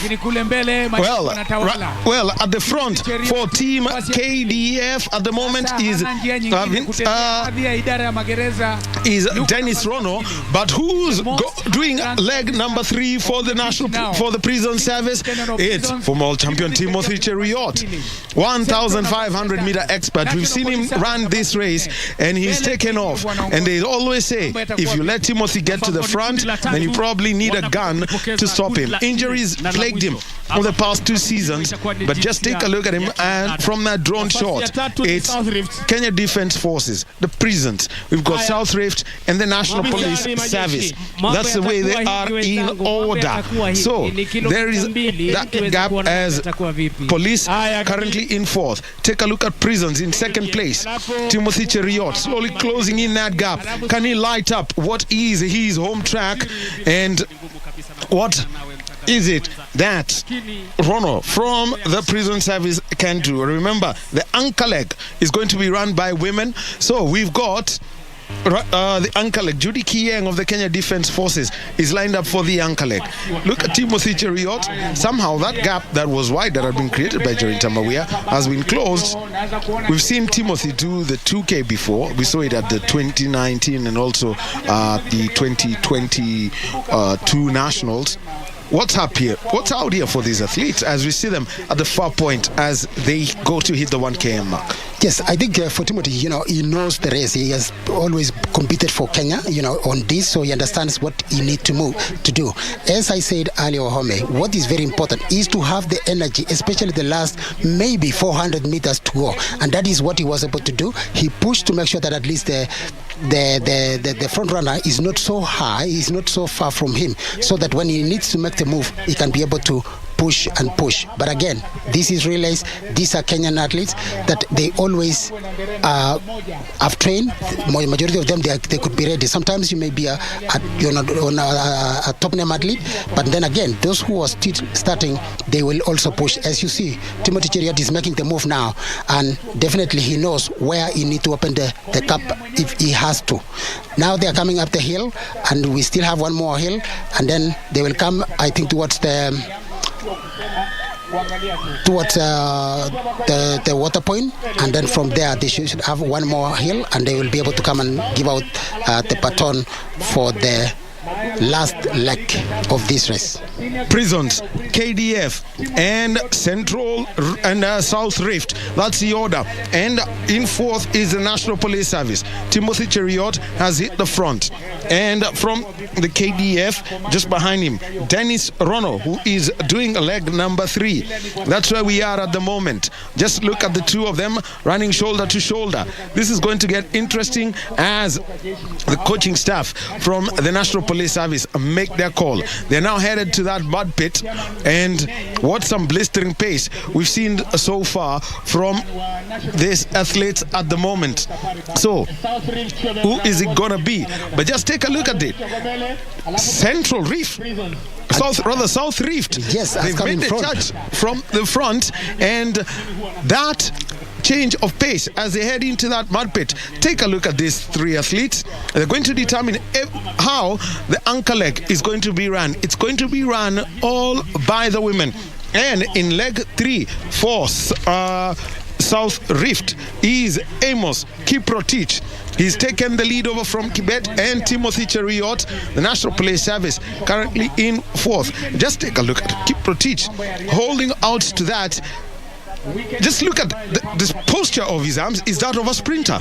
Well, not necessarily of a sprinter, but it tells you that he still has a lot of energy to be able to move. I think he could be a 1500 meter runner, and that is why when any 1500 meter runner, Wahome, has a different structure of running, and that is why he still have a lot of energy, because remember it is 2 kilometers for them, 1500. They have got to run under 340, 345 in this course, and therefore it is still easy for them, and that's why you see still have a lot of energy to push. Remember, Timothy Cheriot has a personal best of I think 326 or 327 point something. So running 340 here, it is almost easy. But again, it depends on who is that person ready. The South Rift there already moving, but prisons, watch for the prisons, watch for the KDF. It is going to be a real battle here. Well, this is a battle, and if you take a look at the prison service, and at the moment, Ruth Chepngetich, the national champions, taking off, and just take a look at the pace that they've got. And for the National Police Service, Virginia Nyambura, well, she started off as a pace person, and that was in the steeplechase, eventually winning the races. But take a look at Ruth Chepngetich now. She's taken off 2K to a marathoner, and she's hit the front at the moment. I'm sure Catherine Dereva will be so proud of this athlete that she's got. And from South Rift, running this leg is Faith Chepkoech. So it's a race between Faith Chepkoech and Ruth Chepngetich for the front. And take a look at the Kenya Defence Forces closing that gap too. This is for Judy Kieng of the Kenya Defence Forces. And already this is in effect the 6th lap that Ruth Chepngetich is doing on this track, having run the senior women's 10K. She did 5, she won convincingly. But take a look at her running so strongly, you really wouldn't think that she was here just 45 minutes ago. Actually, it has become very interesting, especially for this race. Remember that, as you have rightly said, Wahome, one thing that she knew is that I need to finish the other race and just go and rest. Remember that she was not able to come to the conference having won, because she knew very well that I need to hydrate, I need to take a lot of rest for me to be able to come and compete here. Remember, this is the home ground for them, and therefore she needed to be here and make sure that at least they are going to win the race. But again, she has just finished 10 kilometers, doing just 2 kilometers alone. You have got in terms of mental strength, you only know that I've done 5, but I just need to do only 1 lap. Well, there you have it. And Ruth Chepngetich, take a look at her running through that uphill climb as she heads to the 1 kilometer mark, and she's created a gap. And Judy Kieng of the Kenya Defence Forces currently in 2nd place, just behind her, and she has gone past Faith Chepkoech of South Rift. Take a look at this, world champion 2019 in the women's marathon, making her run as she goes around and hits the 1 kilometer mark. She's halfway through her track. Once she gets round past that Mogumo tree and she takes that bend, it's going to be the home stretch for her. And this would be really, really a good day for her, because remember again, as much as it is a real race, it has got also prize money. So it is a very good thing for Team Prison and for her as an individual. Remember that she's going to be preparing for one of the biggest major marathons, and therefore it tells you that from the time that she finished the last marathon that she was running, and now being able to go back, she knows that I'm ready for the next move. This one gives a lot of athletes the advantage. Definitely it's going to give Ruth a lot of positive energy in for her, because knowing very well that I was able to run here, and especially if she's going to compete maybe in the month of April or May, but of course most of the marathons is going to be in April, so it tells you she's ready. She's making a move. She's already given a distance of almost 20-30 meters to the Kenya Defence Forces, and chances of her being catch looks like it's getting slimmer. a beautiful double in the loading for the prisons service. Ruth Chepngetich winning the women's 10-kilometer race earlier today, 45 minutes ago, so to speak. And here she is running. And guess what? Making her way. Even the cheering crowd really can't catch up with her. However hard they try. The Kenya Defence Forces coaching staff, there they are, making their way, trying to ask Judy Kieng to catch up. And now it's those final 400 meters. Ruth Chepngetich making that bend, and it will be the mud pit, and after that it will be a straight before that arch, as she will be making her final stretch to the finish line. A women's win at individual level for Kenya Prisons, and the women who won the national title is anchoring them to the universal relay title at the National Cross Country Championships. This is also a World Athletics Cross Country Tour bronze event. The winning team gets $1,200. The second place team $800. Already $1,000 in the bag for Ruth Chepngetich by winning the women's individual title, and she is still picking up the pace, holding on to it. The most important thing is don't drop the baton as she now makes that final turn towards the right. After that, it's going to be all left as she now goes round. It's the final meters. Kieng of the Kenya Defence Forces is behind her. How fast can she run? That's what everyone's asking about as they make that approach. The pictures show clearly that there is a gap. Chepngetich doesn't want that closed. You did some turbos in your spikes if you're going to catch up with her at the moment. Making her way. It's now the final home run. The crowds, they indicate how well they are placed. Now, who's going to take this? And the flags are flying. It's her home turf. It's the Prisons Staff Training College in Ruiru. Just take a look at this as we get into that home stretch. It's a battle for the front. Take a look at this. Ruth Chepngetich at the front. Judy Kieng trying to close that gap. And this is going to be a double victory for 2019 world champion in the marathon. Ruth Chepngetich, she anchors the Prisons team. What a battle that we've seen coming through from Judy Kieng of the Kenya Defence Forces. And just take a look at this, the finish for third, and that goes with the National Police Service, and South Rift finishing fourth place. What a race, what a race, what a race. I think it has been a very good day, especially for the Prisons. They have closed the day winning the relays, the mixed relays, especially anchored by the winner of the 10 kilometers race here today at Ruiru. It means a lot for Ruth Chepngetich.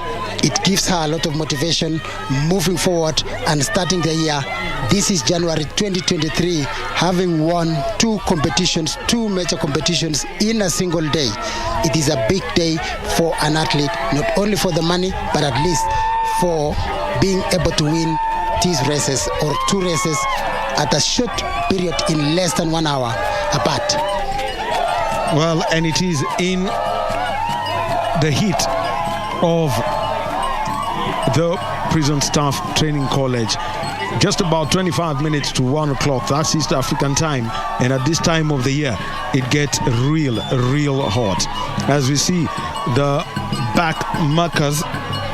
And this is Josephine Agostino Tain. She is from Team Refugee. This is a team, and the person who basically runs this team is Tegla Lorupe. She is in charge of the refugee team. She has been the chef de mission to 2 Olympics already. Angelina Lohalith, Emmanuel Kiruhura Ntangunga, Uto Bull Ukuk, and Josephine Agostino Tain, the 4 refugee athletes running. And on your screen at the moment and making our way to the finish is Faith Mwende from Southern running anchor leg. And just take a look at the flags. Everyone can see the Kenya Defence Forces. That's where they are already with their flag. The National Prison Service, the National Police Service, all that celebrating together. It's what they say, sport, a unifying factor. And we have seen a rivalry before, but at least today, they are all celebrating because that is all what sport is about. And for today, as we have witnessed here at Ruiru Prisons, has been one of the best cross-country events that has gone on in the recent past. Despite the fact that of all the challenges that a course has, these athletes have proven, and especially when it comes to the time that they were able to run, despite the fact that the temperatures here was a little bit hot, they were able to run a very good time, telling you that the kind of athletes we have here are those ones that are really very good. Again, Wahome, you said earlier, we have a national team that is going to represent the country that they are training in Embu at the moment, representing the country in Australia. But as you see, this country is full of talent, such that we have those ones who have run here, 10 athletes in the men's 10 kilometers running, separating themselves in about 25 seconds from number 1 to number 10. It tells you the level of competitions and the level of the athletes we have and the kind of shape that they are in. Well, so there you've had it, and it's been a championships. Remember, this is a world athletics cross-country to a bronze event, and so we've already had different events taking place. The first event that we had was the women's under 20 race won by Mercy Sang of Universities.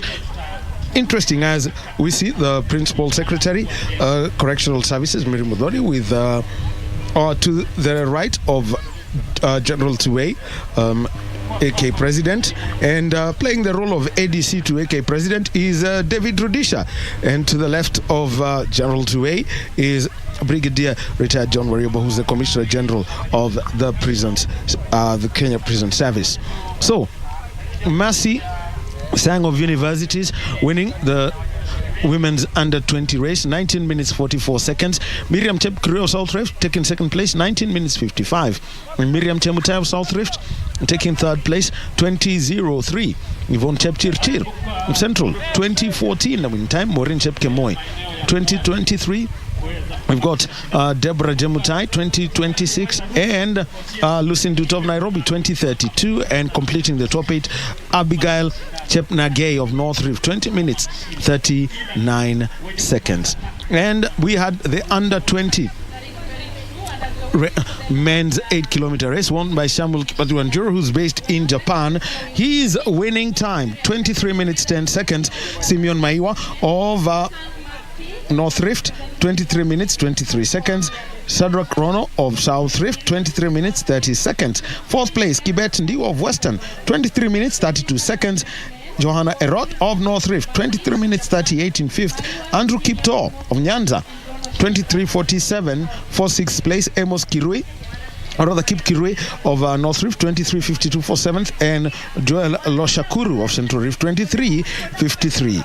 And we had the women's senior women's 10K. Ruth Chepngetich winning 32:56. Sheila Chepkirui of KDF second, 32:58. Zena Yego of North Rift, 33:06. Tesindi of Kenya Police in fourth place, 33:06.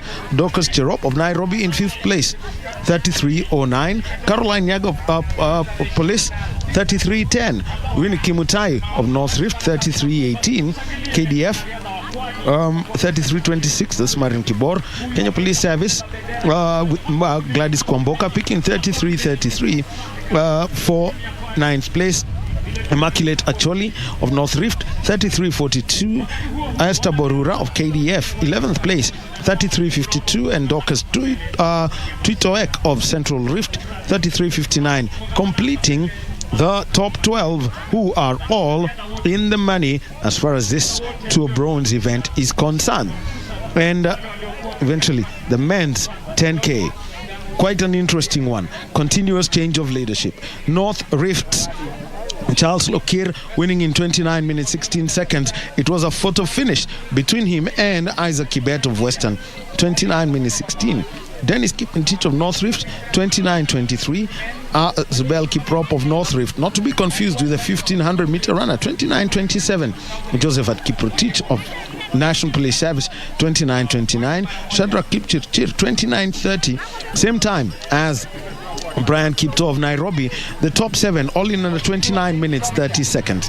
Peter Mwaniki of the KDF, 29.32 for 8th place. 9th place KDF's Vincent Mutai, 29.33. Ruben Longosiwa, 29.35. He's from North Rift, taking 10th place. Joseph Kiptum of the National Police Service taking that the National Police Service taking 11th place, 29.36. And then Frederick Domongole of North Rift, 29.39 for 12th place. Such a close finish. It had to go down to electronic typing to separate him and Maxim Chepngetich of Central Rift, who also clocked 29.39, but they had to go to 1,000th of a second to separate the two.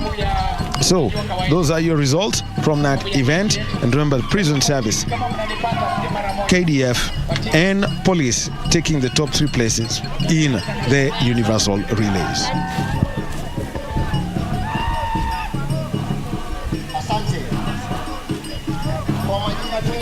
And the moment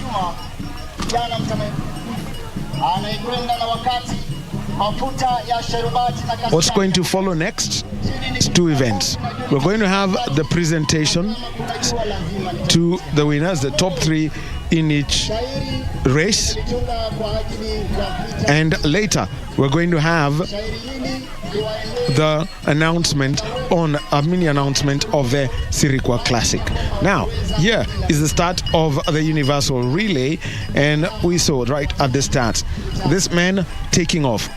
The men start, the women finish. It's the world athletic standard. It's a man, woman, woman, man, such that there is some form of balance to the race, such that the explosive power of a man cannot destroy any gap that a woman may have picked up earlier. So here they are as they go around, and that was at the 1 km point. At this point, Southern Rift were right at the front. The Kenya Defence Forces, the prison service, and the police service all huddled together. But take a look at this as they went round. North Rift also trying to show their mettle, but it is at this point early in the race that Charles Imoro pulled out some of his experience moving forward and creating the gap. The first baton exchange was a little bit crazy, and you could see the athletes, because of the pace they had, trying to find their footing in the mud pit that is at the 1.5 km mark. And this is where it all changed. The first exchange just turned out to be a little crazy because the judge at the track just sent them the wrong way. So that was the first exchange. It was corrected later. People just not knowing what was going on. You can't see behind you as the athletes made their exchanges, and this is where the women came in. And quite a show that we did see from the Kenya Defence Forces. Jarinta Mawia hit the front and created a gap that anyone in a relay team would love. Her pace that she was able to hold out for the full 2 kilometers of the course is what stood out. At that point, everything looked to be going for the Kenya Defence Forces. Quite a gap.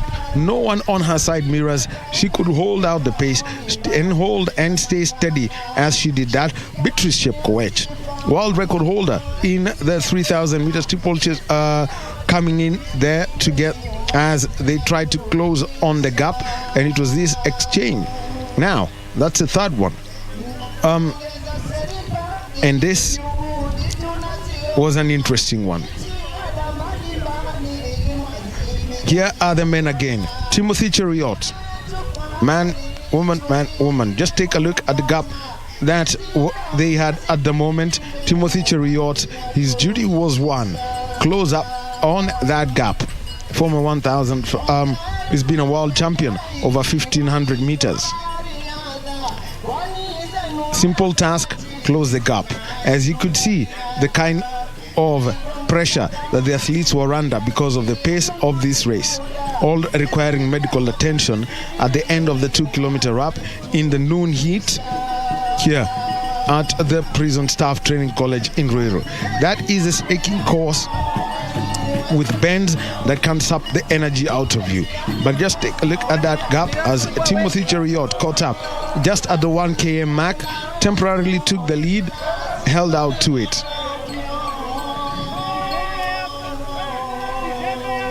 So it was down to that mud pit, and then the Central Rift outfit, the South Rift gang were already there. Timothy Cheriot left behind.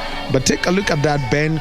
This is where the pace was, and as they headed towards the anchor leg, it was Central Rift, and this was the exchange.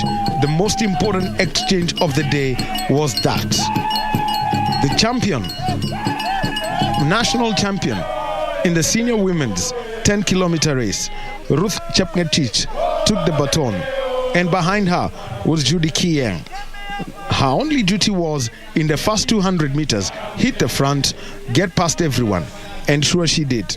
And she went to the front just like she did as she was running when she hit, the front from gun to tape. And that was in the senior women's 10K race. So was it here. And you could see there was also that group that was there as they all made their way towards the finish line.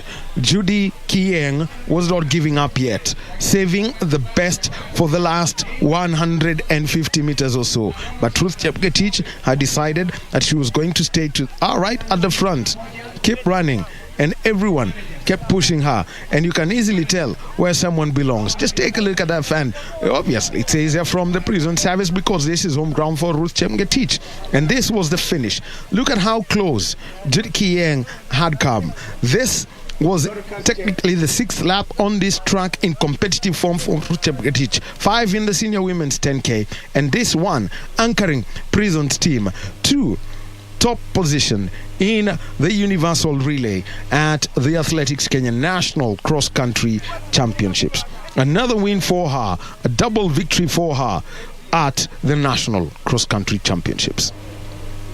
Wilfred, just take, basically on how this was managed by Chepngetich, and knowing that, some of the athletes like Sheila Chepkirui, Boston bound, and the others who are here, for those who are not Boston bound, they're those who will be making their appearance at the Sirikwa Classic. And for those who are headed for the marathons, they wouldn't show up at the Sirikwa Classic for the simple reason that they would be avoiding injury. Yes, and it takes an athlete that has a very strong mind. If you remember, Arielon Wahome, we talk about the only athlete who'd ever double in a cross country was Kenyan Bekele. We never had a Kenyan who could, because remember that the kind of competition here is just at the level of those ones of the World Championships. It was at the level that we are going to witness on 18 of this month in Melbourne. But for Ruth Chepngetich, it tells you she is in a form of her own, and that is why she was able, the way you have taken through our viewers,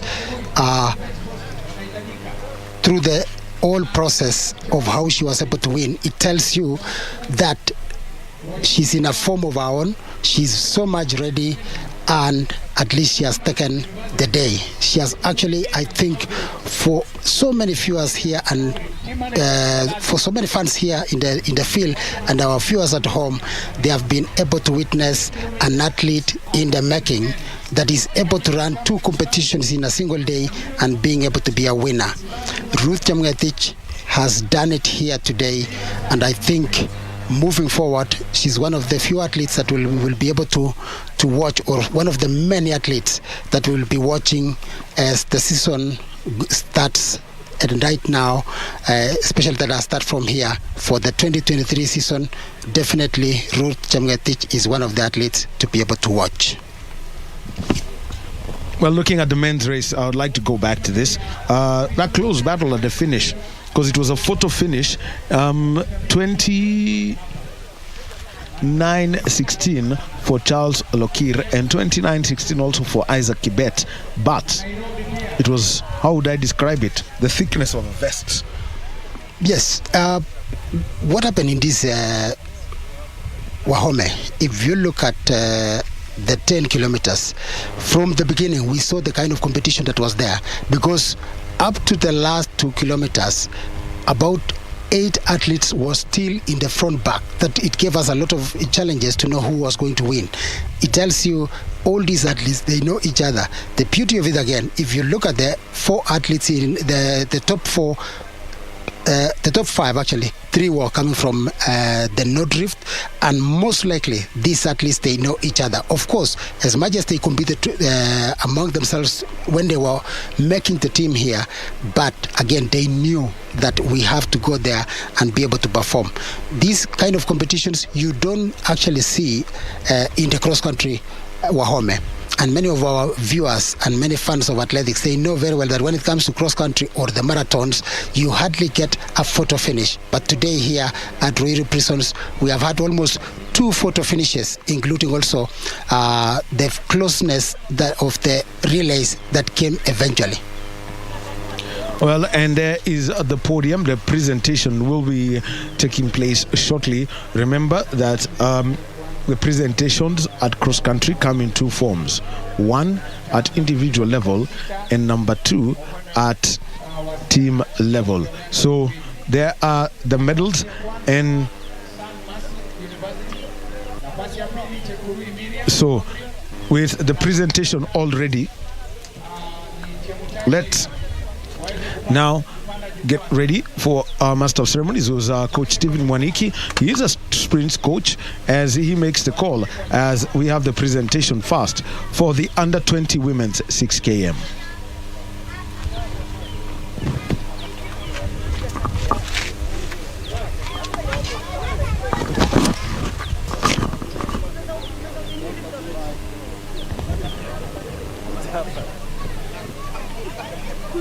Nafasi ya 3 Chemtai Miriam kutoka South Rift, panda jukwaa. Nafasi ya 3. Nafasi ya 2 Chepkurui Miriam kutoka South Rift, na mshindi alikuwa Masi Sang kutoka vyuo vikuu ama public universities. Number 3 you have the prize money.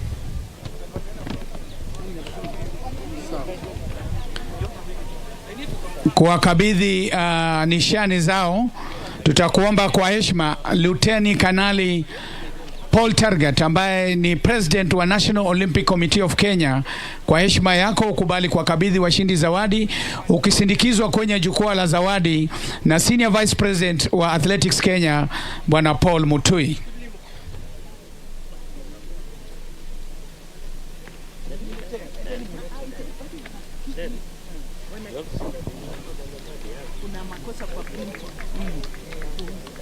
Number 3 ni huyu msichana.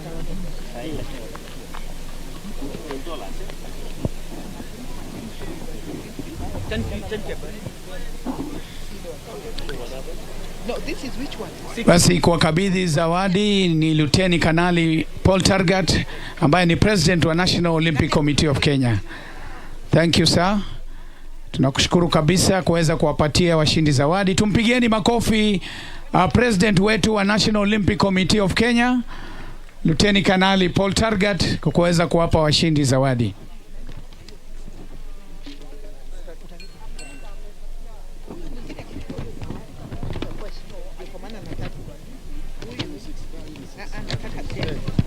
Kwenda kwa tena, kwa hata itakuja hapa. Wewe hata unaleta unasema hiyo ndio komanda anakuambia 8 kilometer under 20 men, 8 kilometer under 20 men. Wanjiru Samuel Kibadhi, Japan.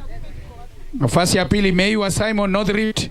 Nafasi ya 3 Rono Shadrack, South Rift.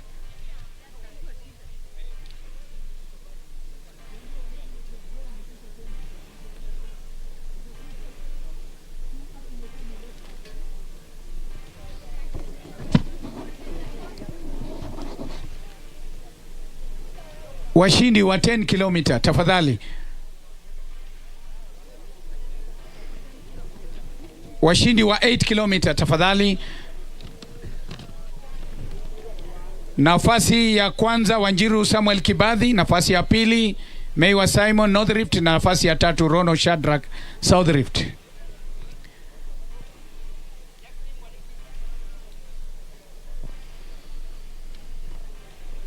km senior women pia wawe tayari kuwakabidhi washindi zawadi. Tutakuomba kwa heshima Commissioner General of Prisons Brigadier Retired John Warioba, kwa heshima yako ukubali kuwakabidhi washindi zawadi ukisindikizwa na Barnabas Koril, mwenyekiti wa chama cha riadha katika jimbo la Nairobi, na vile vile ambaye anasimamia kitengo cha wale youth katika chama cha riadha nchini, na vile vile ni executive member wa chama cha riadha nchini. Karibu sana. Nafasi ya tatu Rono Shadrack South Rift.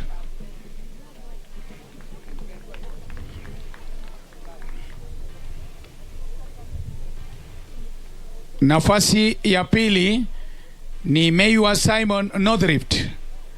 Pigeni makofi. Na mshindi mwaka huu si mwingine ni Wanjiru Samuel Kibadhi kutoka Japan. Pigeni makofi.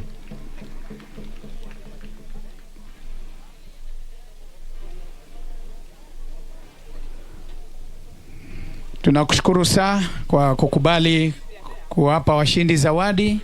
Basi huyo si mwingine ni Commissioner General of Prisons ambaye ndiye ameweza kuwakabidhi washindi zawadi, washindi wa kilomita 8 kwa under 20. Kumbuka Prisons wameweza kuhost mashindano makubwa mawili, National Cross Country na Trials. Thank you sir kwa kupeana zawadi. 10 km senior women, nafasi ya kwanza Ruth Chepngetich Prisons, nafasi ya pili Sheila Chepkurui Kenya Defence Forces, na nafasi ya tatu Cherop Dorcas Nairobi. Basi waweze kuelekea kwenye sehemu ya zawadi.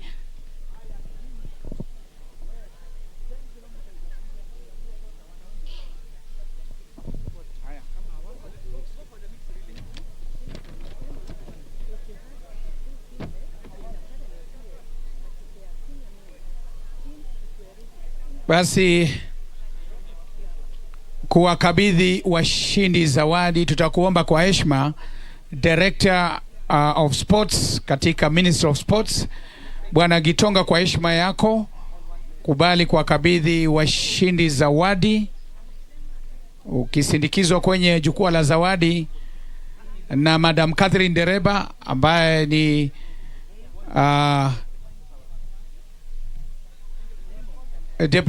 Catherine Dereba ambaye ni ni Deputy Commissioner of Prisons ambaye pia ni Sports Coordinator Kenya Prison Service.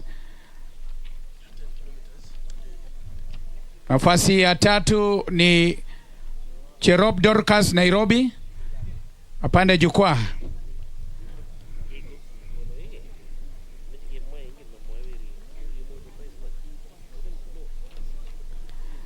Nafasi ya pili ni Chepkurui Sheila Kenya Defence Forces.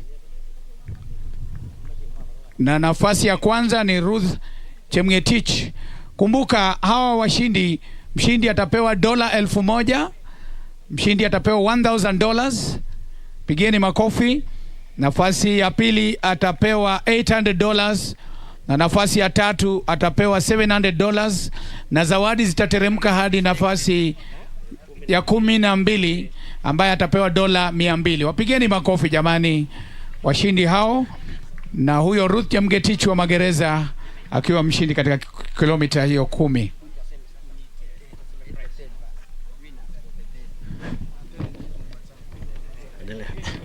Yes, as the prize money that will be given, it applies also to the under 20.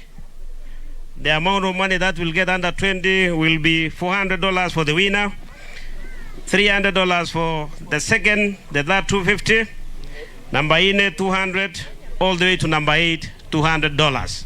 So everybody will get something out of this.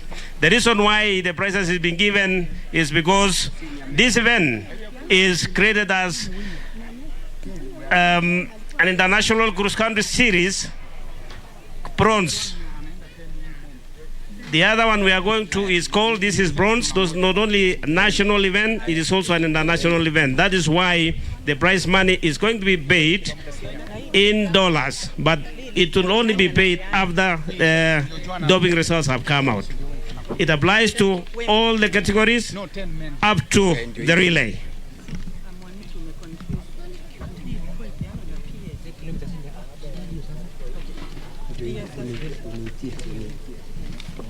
Ten kilometer senior men, Lokoril Charles Katui, Kibet. Washindi wa kilomita 10 senior men, Rekoril Charles Kitui, Kibet Isaac na Chepngetich Dennis waje mara moja kwa zawadi.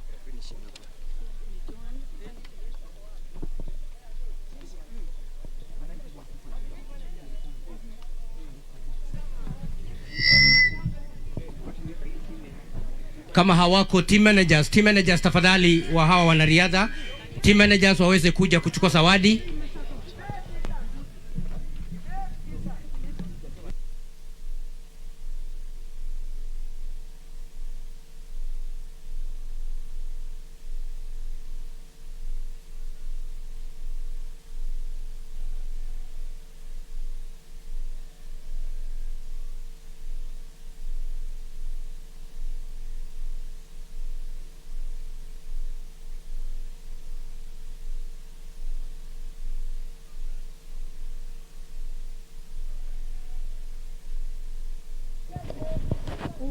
Ten kilometer senior men, 10 kilometer senior men waje mara moja kwa zawadi. Mixed relay 1 2 3 mixed relay.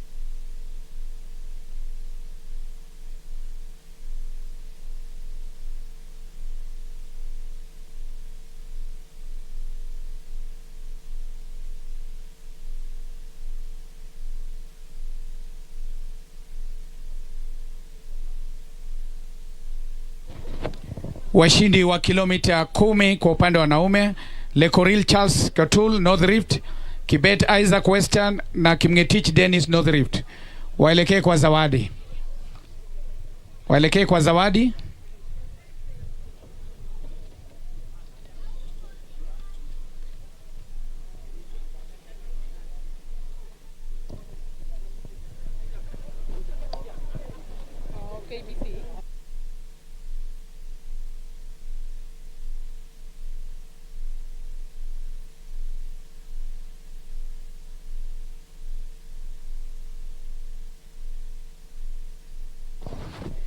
Basi kama mwanariadha yuko katika doping, basi team managers uweze kuingia.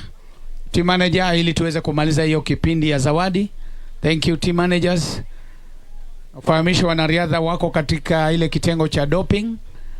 Wajua mashindano haya ni ya kitaifa na vile vile World Athletics bronze medal. Basi nafasi ya kuwakabidhi washindi zawadi tutakuomba kwa heshima Madam Dr. Joan Mwaura, CEO Loto, ukisindikizwa na Dr. Dorina Odhiambo, CEO Sports Academy. Kwa hivyo tunakuomba kwa heshima, mdhamini wetu wa mbio hizi za nyika Dr. Joan Mwaura ambaye ni CEO Loto. Nafasi ya 3 katika 10 km senior men, Chepngetich Dennis North Rift. Team manager North Rift ama Chepngetich Dennis apande jukwaa namba 3.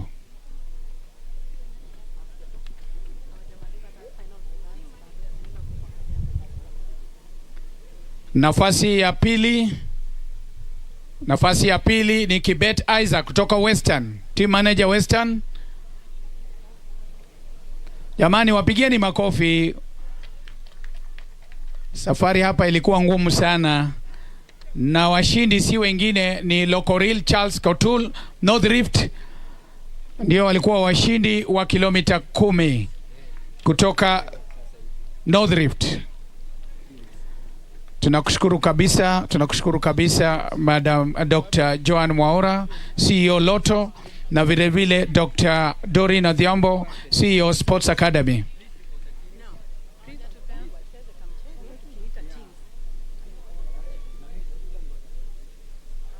Mixed relay. Tunakushukuru kabisa Madam Joan Mwaura kwa kuweza kuwakabidhi washindi zawadi.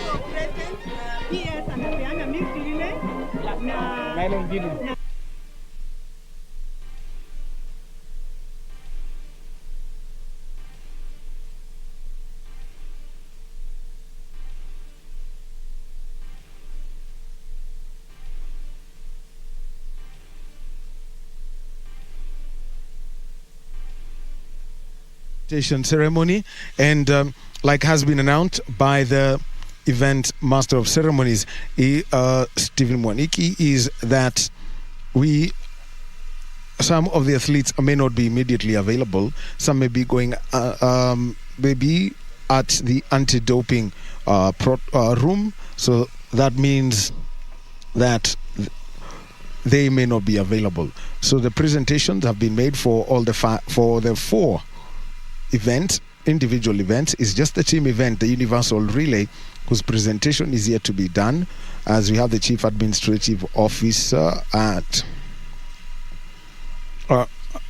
Athletics Kenya, Susan Kamau, and the event director John Kibeto. They are all huddled together, making sure that they get the teams so that the presentation can come to a close. But this is the culmination of the local circuit. One more event in a couple of weeks' time, the Sirikwa Classic. There's going to be a mini launch that will be part of our news package later this evening.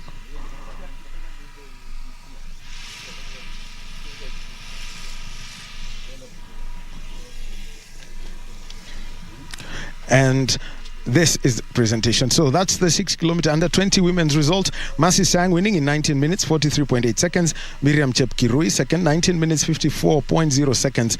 Miriam Chemutai third, 20 minutes 2.6 seconds. The rest, Yvonne Chepchirchir, Maureen Chepkemoi, Deborah Chemutai, Lucy Nduta and Dorothy Chemutai, completing the top 8 in that event. Under 20 men results, we have Samuel Wanjiru winning with 23.12, Simeon Mayua with 23.25, Shedrack Rono coming on third at 23.32, and then we have Kibet Ndiwa, Johanna Erot, Andrew Kipto, Amos Kipkirui, Joel Loshakuru finished the top 8. And next, the 10 kilometer senior women's result. Ruth Chepngetich winning in 32 minutes 56 seconds. Sheila Chepkirui second, 32 minutes 58 seconds.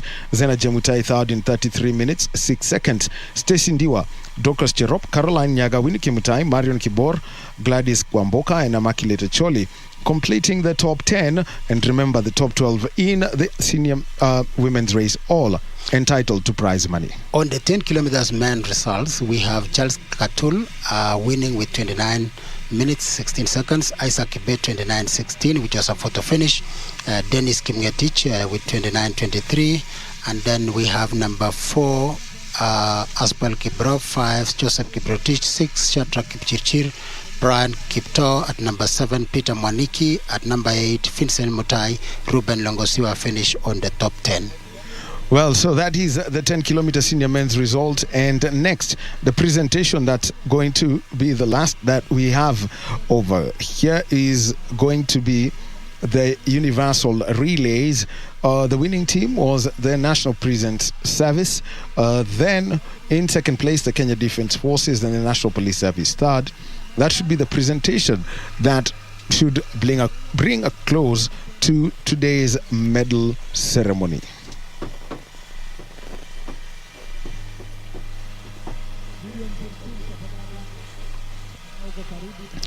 As the call is being made by the Master of Ceremonies and the event director John Kimero, asking all the teams, to be quick in what they do.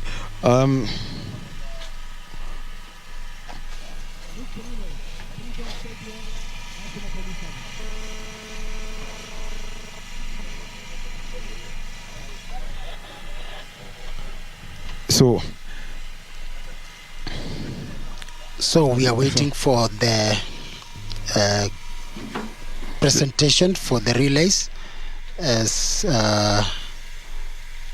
we know the teams, in the presentation for the relays, it should be only the top 3, and even when it comes to the prize money, it will purely be from only the relays. Well, so there you are, and they march forward, and they are about to receive their awards, and the representatives are the team managers. So the athletes proper are out there. So, and all being from the defense forces, marching comes naturally. So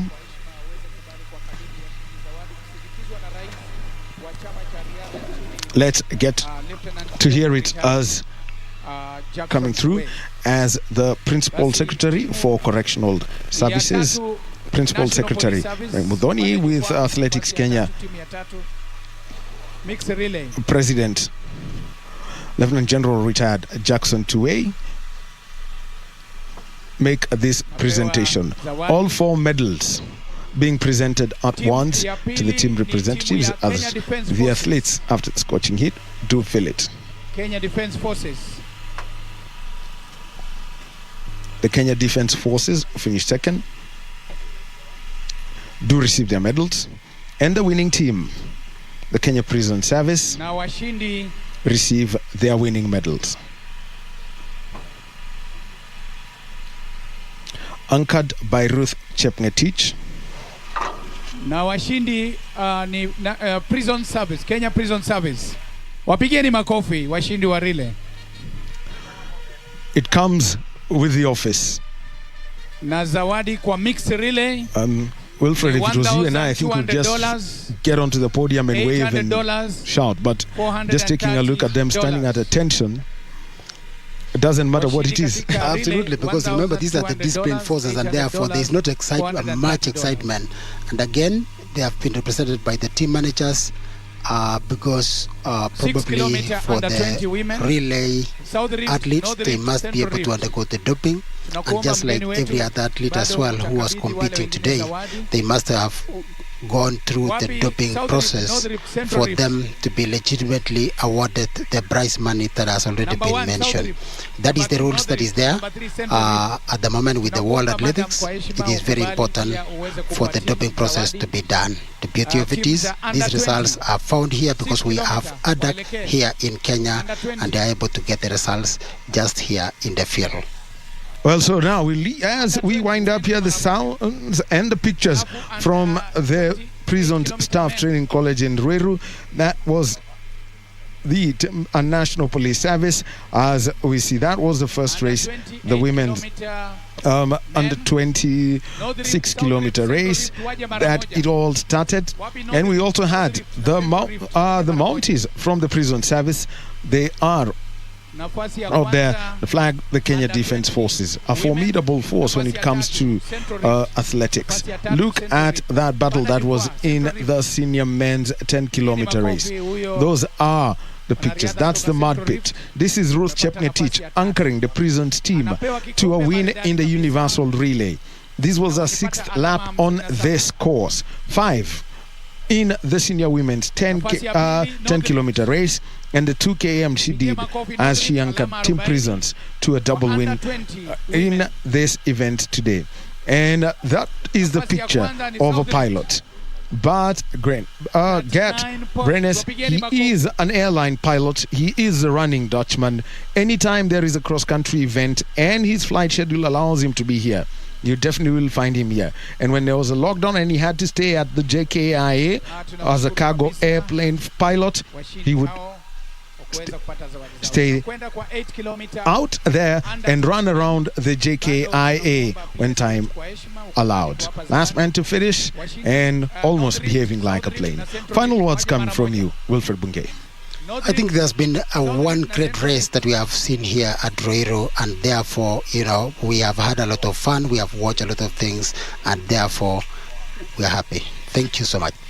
Well, just like that sign says, finish.